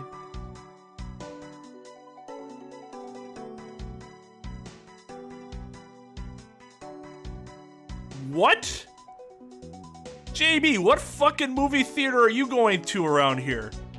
The ones in my area, which is only like 40 minutes away from you, $7 will get you, if you get a jumbo popcorn, it will also get you half of a small popcorn. Because like jumbo popcorns are like 5 something. And the smallest soda is like $3.75.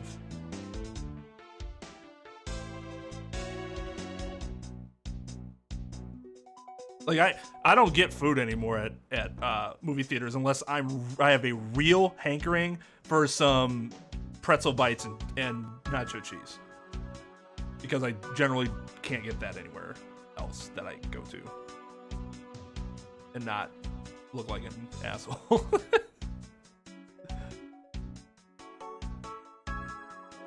Yeah, dude, you apparently go to Marcus theaters that are way cheaper than the Marcus theaters by me.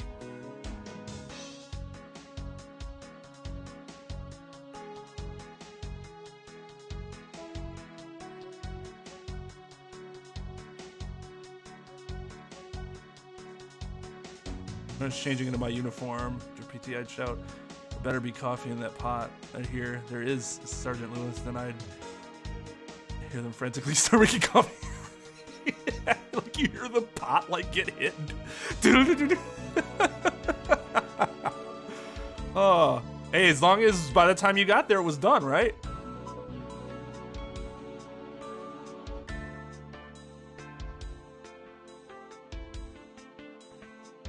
Now in their 40s.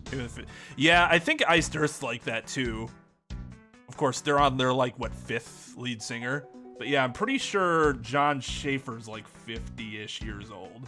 They've been making music since 1987.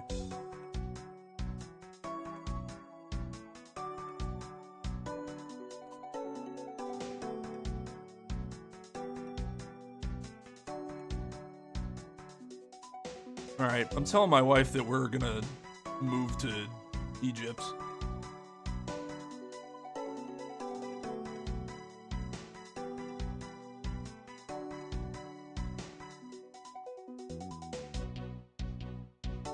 Then I'd be closer to being able to live off the streamer's income a lot quicker than here.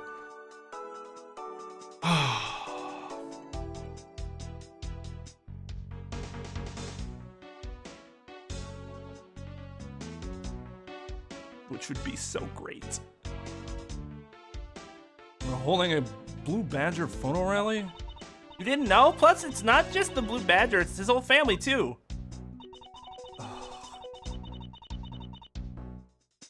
God. The Proto Badger is that little brother that, like, everyone's kind of worried about. He might end up killing somebody because he's already kind of, like, killing animals as a child. Taking pleasure in sadism. But as a parent, you're like, oh, no, it's not my boy. Not my son. There's no way. There's no way. I fear for the family, ultimately. If you manage to snap a shot of every member of the family, you get a really posh prize. Well, there's a costume head sitting over there. Why not start with a picture of that? You can't do that. That's cheating. There's only one of each badger in the park, so you have to work for it. Speaking of badgers, there was one sitting against the wall in the haunted house. Seriously? But somehow I don't think that one counts, Mr. Edgeworth. You have to take pictures of the costumed ones walking around the park. So those are the rules of this game? How quaint.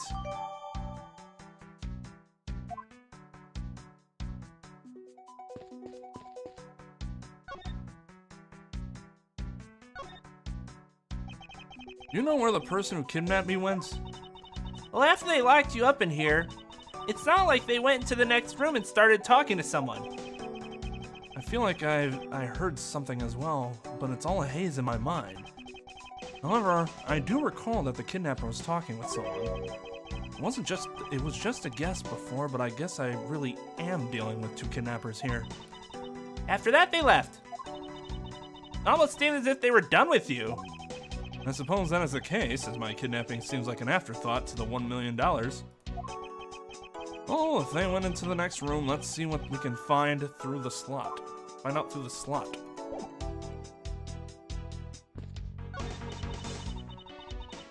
Oh, we can peek into the room where the kidnappers are in from there. Don't rest until I've inspected.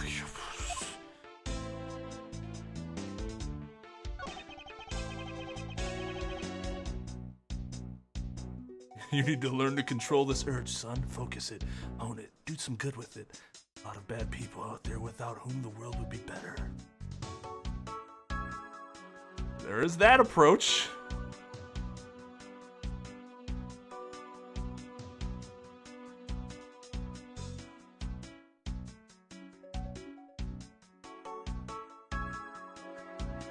That one cousin, yeah. Do I headbang whenever a song's really heavy?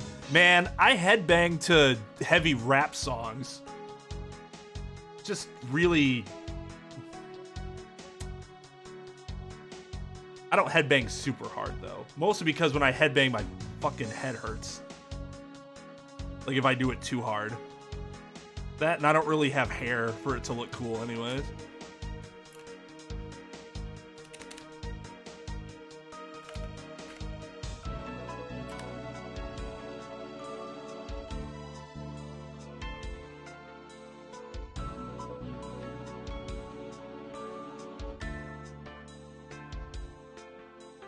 Okay, Amiro, thank you for randomly sharing your opinion.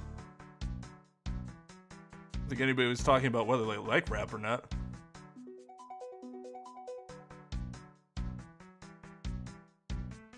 Oh, no worries, it's Galaxy. Welcome. Oh, I see what you're saying, JB. That makes sense.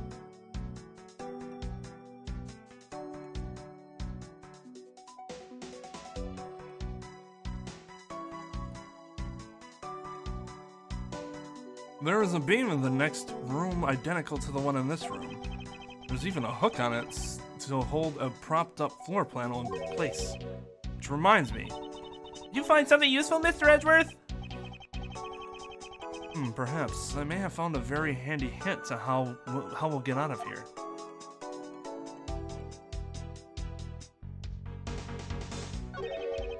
Is that what I think it is? Looks like the kidnappers had an escape tunnel prepared just in case. That's awesome. They're like a bunch of great thieves themselves. No, they're not, because I highly doubt they made the tunnel out themselves. The floor panel was removed and propped up against the beam in a very specific way. I think this building was originally built with a basement or underground area.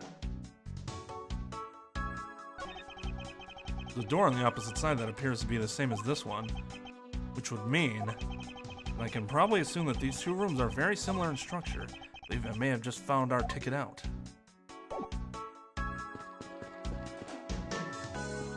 There's the floor thing. Oh, do I need to use logic?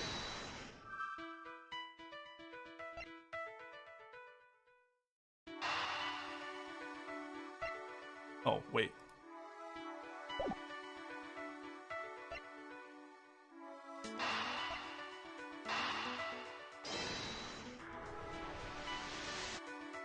No. I need to go, yeah, I thought so. I need to do key and lockers.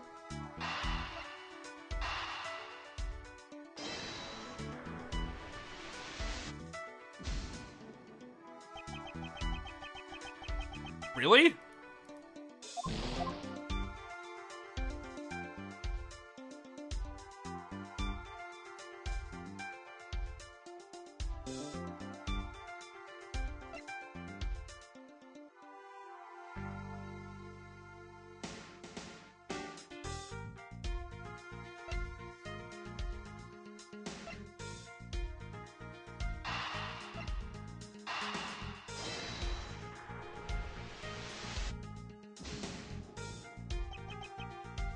Can I have more than 4 pieces of logic? I feel like we're full. Like, it has to.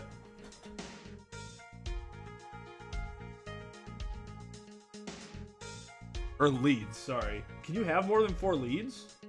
'Cause I'm doing this based on the assumption that, like, we won't be getting any more, so some of these have to fit together.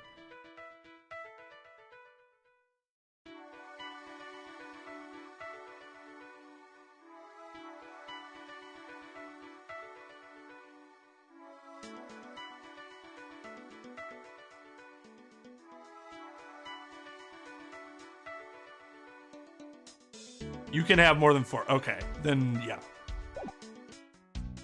So my assumption was incorrect.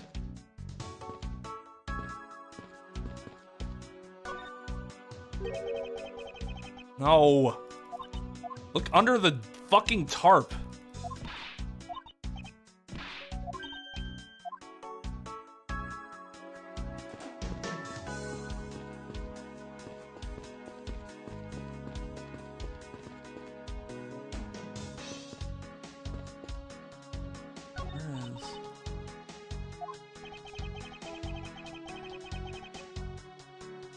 So the beam has a hook.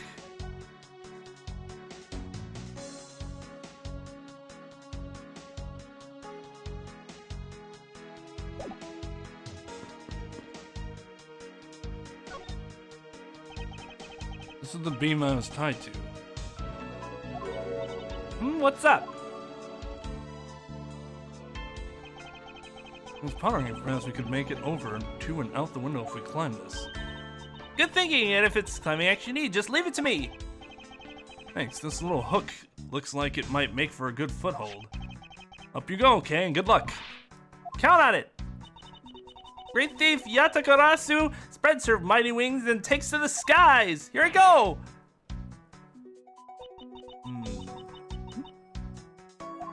As I thought, this beam was definitely not made for climbing.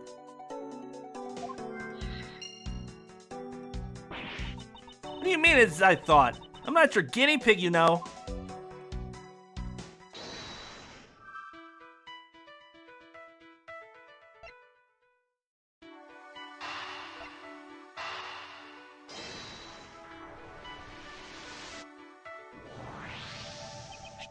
This hook on this beam.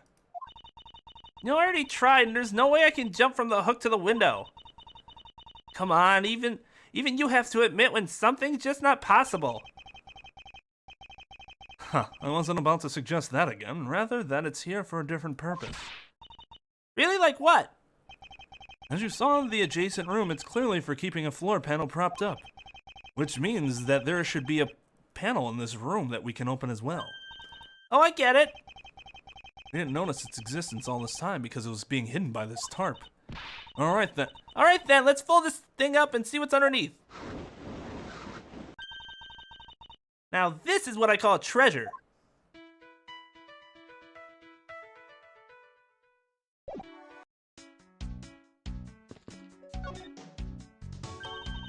Wow, this must be another entrance to the secret hidden basement. I totally smell treasure.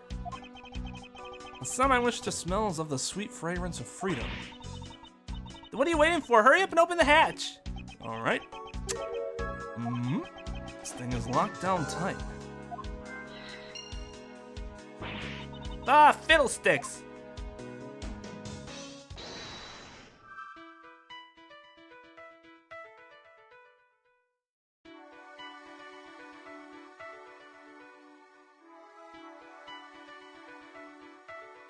I mean, she tried jumping. She showed that she had no higher than like a 14-inch vertical.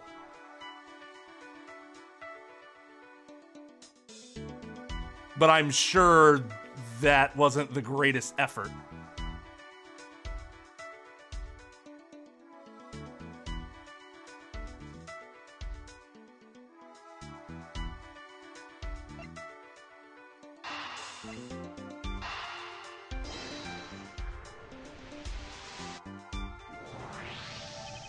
I believe you're up, Kay. Huh? Why me? Because we need to use the tiny key that you've taken quite a liking to. Oh, gotcha. Just leave it to me. I love the tense feeling of these moments when you're about to uncover something big. I believe the feeling of freedom would be much more satisfying right about now. Agree to disagree. All right, I got the secret door open, and now... Jim, what the fuck? Ah! Are you alright, Kay? I'm fine. The ladder just slipped is all. Thank goodness she's alright. I almost had a coronary. I was about to have a coronary. There's a lot of really large machinery down here. What about an exit? It's really dark and cramped down there, so I don't really think there's an exit. I can't believe that happened. You have only yourself to blame for leaping before you looked. You know. No way, I mean, how was I supposed to know that the ladder is removable?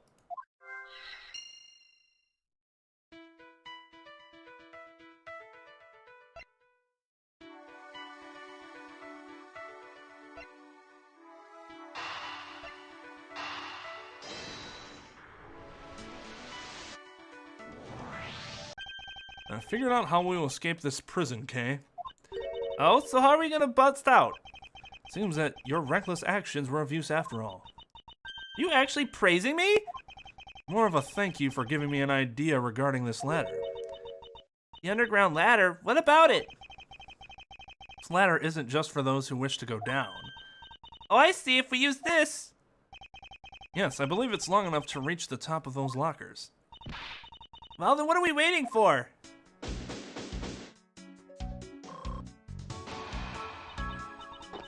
All right, now we can get out of here. All right, Chun-Li, relax. Get that? Yes, we spent entirely too much time in here. Kidnappers who held me hostage and a mysterious Interpol agent. This case is only getting started, and I'll be the one to bring it to a resounding end. Why don't I ever say these things out loud? They're so badass.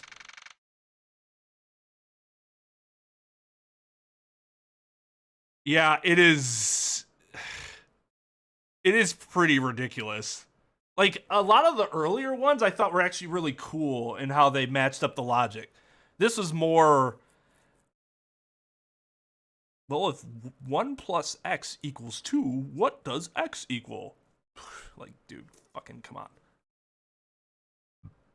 Oh my god.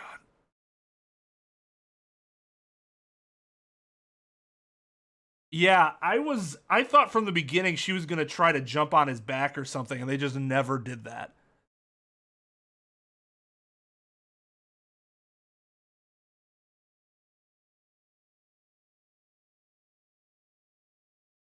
Or just prop her up, cheerleader. You could, as long as you're hanging it, it propped up against the locker, you could do it. Yeah, that's also a good point. If they're so tall, then what the fuck is the point of the top lockers? You're never gonna get up there without a ladder.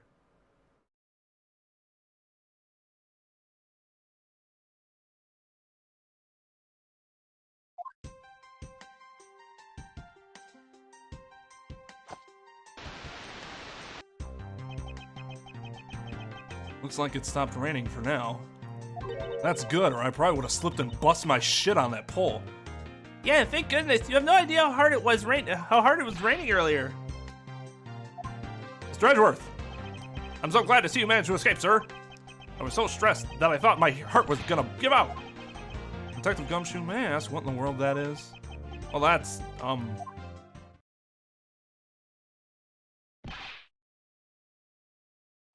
Men in Black? MIB? The black suits come in.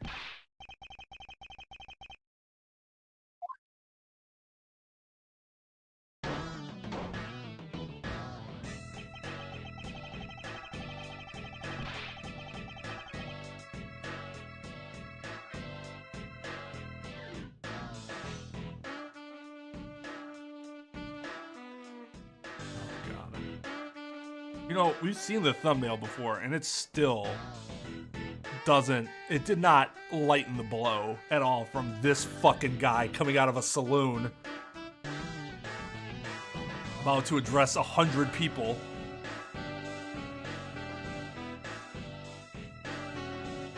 Is this the, that Interpol guy?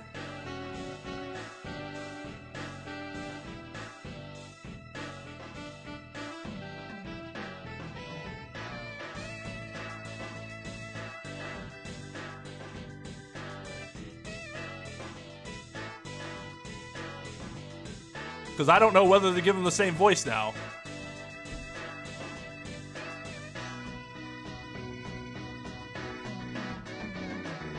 Or is that some later plot point? I don't know why it'd be a later plot point instead of right now.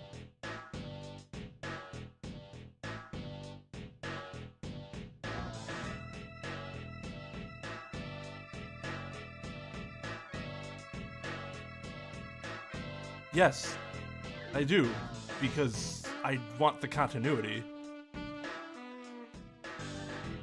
Again, I guess I don't understand what the, like, if I've already put that together, I don't know what the point of, like, holding that off, that, like, the game holding that information off till later would solve. It is, okay. What the heck do you think you're doing, counting my cubs off like that? Every person is a valuable human being, you get me?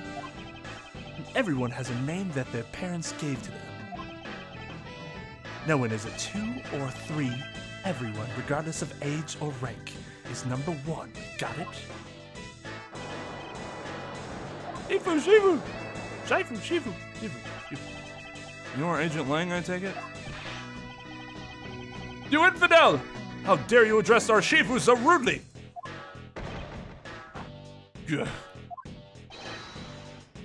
Langshi says, a cub who disrespects others soon feels the disciplinary bite of an elder. So don't you ever forget to show the proper respect towards another person. Sheena. That's Sheena, I guess? This isn't much, but please accept my card. Oh, thank you. Please accept mine in return. Oh, the old attorney card exchange. Well, I guess not really attorney, but... You all see that just now? That is the proper way for two people to show their respect. Keep that in mind and you'll get far in life. Got it? Oh, that's right. Francisca did warn me. Something about an elite Interpol agent from the Republic of Changfa. Apparently, this man has the highest success arrest rate in the organization.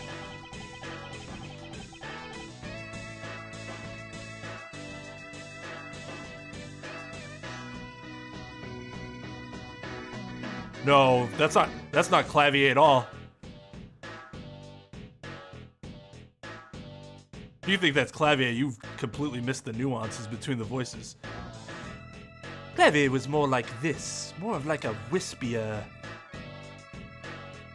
Go along with his boyish attitude. Agent Lang, why exactly is an Interpol agent involved with this clearly domestic case?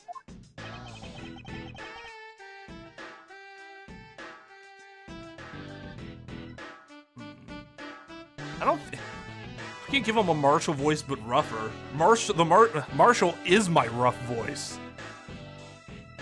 Any rougher, I think, would be Will Powers. That's like the low. That's probably like the roughest I can do without hurting my throat. That'd be like, That's none of your business, Mr. Prosecutor. and then Marshall would be a little higher than that, a little more twangy, That's none of your business, Mr. Prosecutor. more like that. Like a cowboy, but not Southern. What, like fucking Clint Eastwood? That's none of your business, Mr. Prosecutor. Oh, that would be hell. Go ahead, punk. Make my day.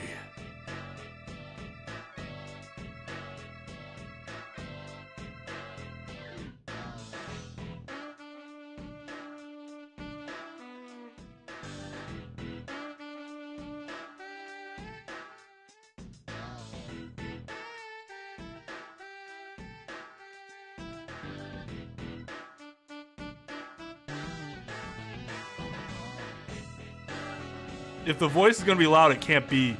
Yeah, it can't be deep, because I can't do deep and loud.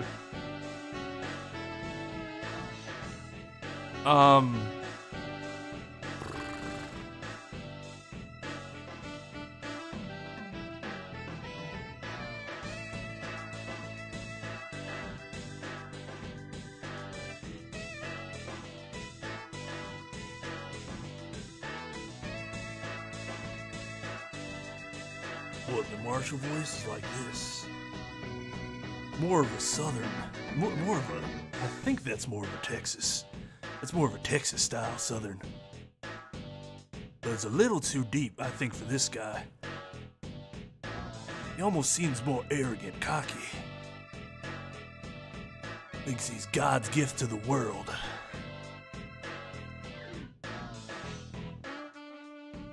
I can't do a cowboy voice. Like a non-Southern cowboy voice?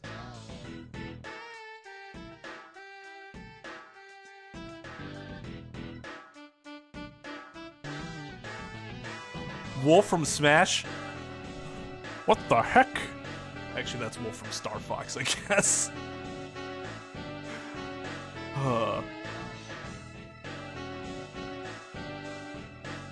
What, the one that's like Marshall? Just a little bit higher, maybe. No, see, then that's too high. Because then it's more of like a... No, maybe not.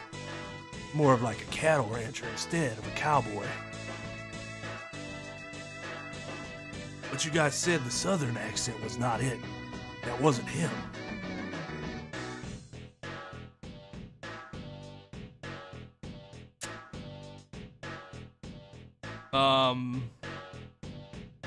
Well, I guess we can do the same thing we did with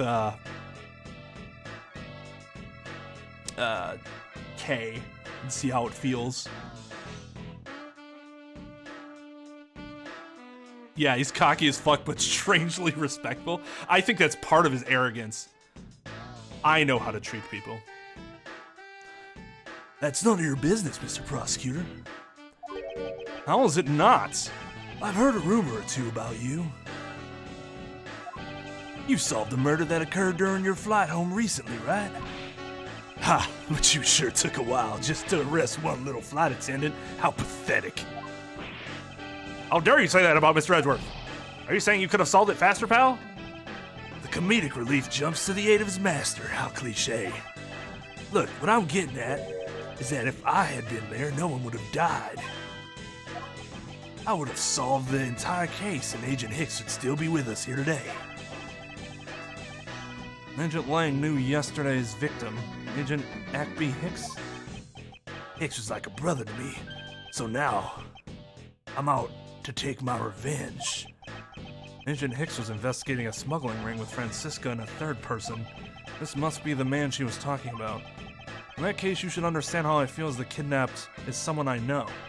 So I ask that you please allow me to participate in the investigation. Not so fast! The fuck was that? This isn't your neatly trimmed courtroom of Eden, you know.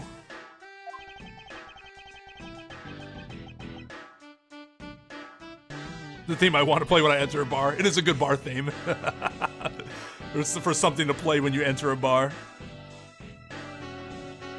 You're out in the wilderness now, Mr. Prosecutor, and way out of your league. No hard feelings, but why don't you go back to your courtroom now, pretty boy? You dare to mock the court! I do, and I don't need the help of a filthy prosecutor. Sorry, but the truth doesn't need the likes of you to distort it today. Who uses the adjective filthy to describe a prosecutor? I can probably think of a few people. Not me, though. I respect prosecutors. Why I like Clavier so much. Clavier so much. And why? Why do I feel such intense loathing emanating from him?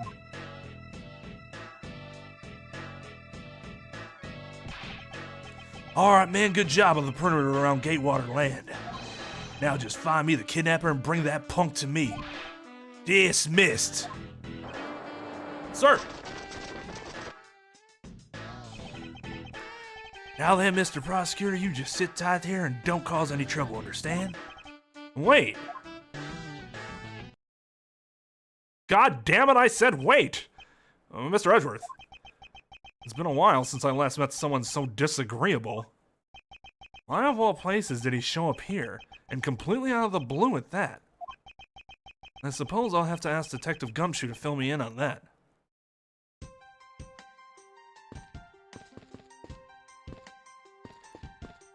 Before I end for today, I would like to kick you in the balls, please.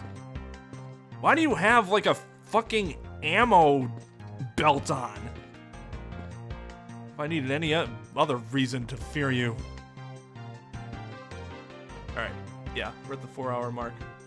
I think I'm gonna call it a night. I'm still feeling very uncomfortable. And I'd like to get back to editing. Actually, I'm still in an editing mood. So, I'm gonna get episode 14 of Justice for All finally uploaded. Should be done rendering soon so that I can upload it to YouTube, and then I'll get rendering on 15 and then so forth.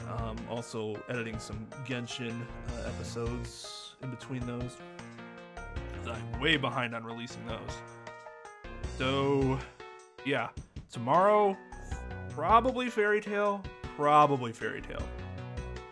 God.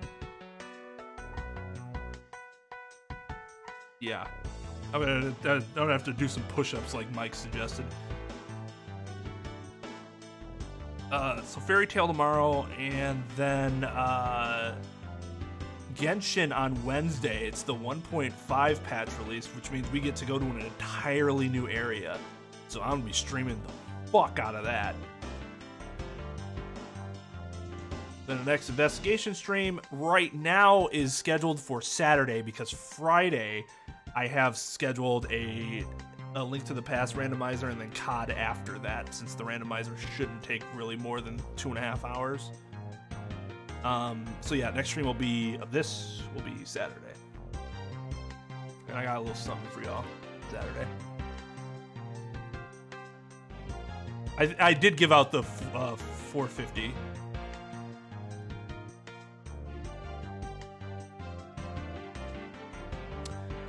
Yeah, thank you to Papa for the raid. Make sure again to go check his channel out.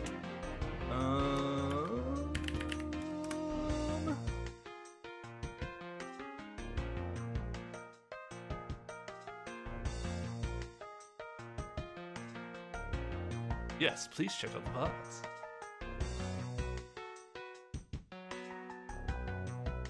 High school is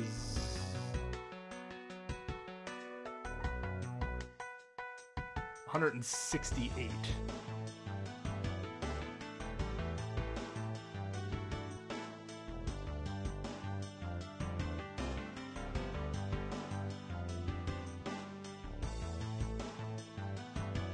I don't remember why it was 168. It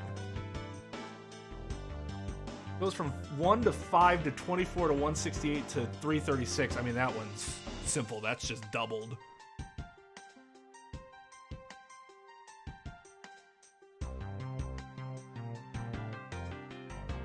Yeah, I don't know why. I don't remember why. It doesn't seem bad. Just I don't remember why.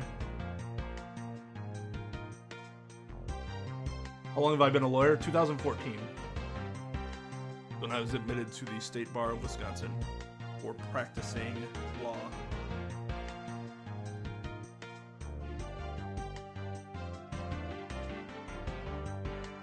Yeah, it's actually really fucking crazy to think that it's been 7 years. I'm actually at a point where that's a lot of experience. Like if I wanted to go, if I decided I didn't want to work for myself anymore, I wanted to go to a firm, it'd probably be significantly easier to get a job now. Law is unfortunately one of those professions where the whole experience paradox can be solved. Well, you need somebody with experience, but how am I ever going to get the job if I have no experience? And that's the entry-level positions across the... Well, as a lawyer, you can get experience without actually having a job at a firm or something like that, because you can run your own. So, it's just kind of what we have to do. A lot of people give up and just become, like, bartenders and stuff. Which I just couldn't let myself do that. I mean, let's be honest, the biggest reason I didn't want to do that, though, is because I don't like people enough to be a fucking bartender. Ah, man.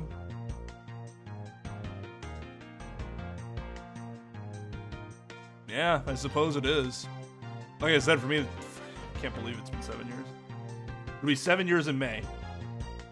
7 years in May. Maybe we should do like an anniversary thing for that. That might be fun. There's 60. Alrighty.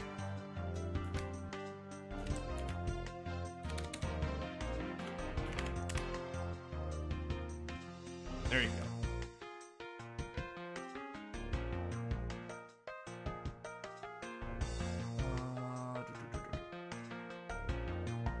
Yeah, okay. Alright, yep, so I'll be back tomorrow, guys. And again, for those waiting for the next investigation stream, that will be Saturday. So, just be on the lookout. Thank you, everybody, so much for watching. And, yeah. See you soon. The boat must rock. Positions changed, they must. Come on, man, I got Rock the boat, change position, change position. In the middle, it must be worked.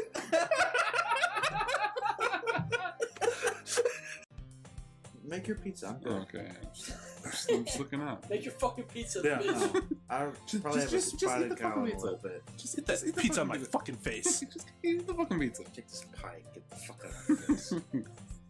Shit. It's pizza pie. I never got the Take the pizzas. fucking. I don't want the. I always fucking got the turkey and cheddar. You clearly have not made one of those before. What the fuck is that? I'm trying to look out for you guys. No. Wait, first of all, One you need to dash put of cheese. at least 2 pepperonis You get on a each salt made pizza. of cheese with it. You know, You're supposed to spread the sauce around. Leave it there. pepperoni. Leave it there. This is getting. You are We're, the worst. we're fucking taking a picture of this. that fucking sad ass pizza. Can you caption WTF? You clearly. How much? What is? Dude, I would struggle to have enough for the last piece of fucking dough. X marks the spot. Forgot about that. I was way too into that stew. Oh, Marston I mean, McFarlane. What's your name? Bonnie McFarlane. I just told you the one we got the cows from. I mean. Now you two's in the habit of sending each other letters. How very nice. Weren't nothing like It weren't nothing like that. Red Dead Redemption. Marital disagreements. This game is taking an interesting turn, man. We're protecting our crops. We're herding cows. We're bickering with our wife about some other woman. Dear Mr. Marston. He's like, I ain't hide nothing except for that I can't read. I thought he's illiterate. Emergency. She can't read. Weevils and moths ate. She just called him an illiterate gunslinger. Stop. I don't know, maybe he can't write. Not exactly. Sure didn't think that went through very well. Now, is it? I guess not. She saved your life, you say? Yes, ma'am. So I was forced to give her sex in return. You understand? You understand? She forced my hand. I hope you understand. In my head, the way I am afraid to hear I looked what toward this you, is. Yeah.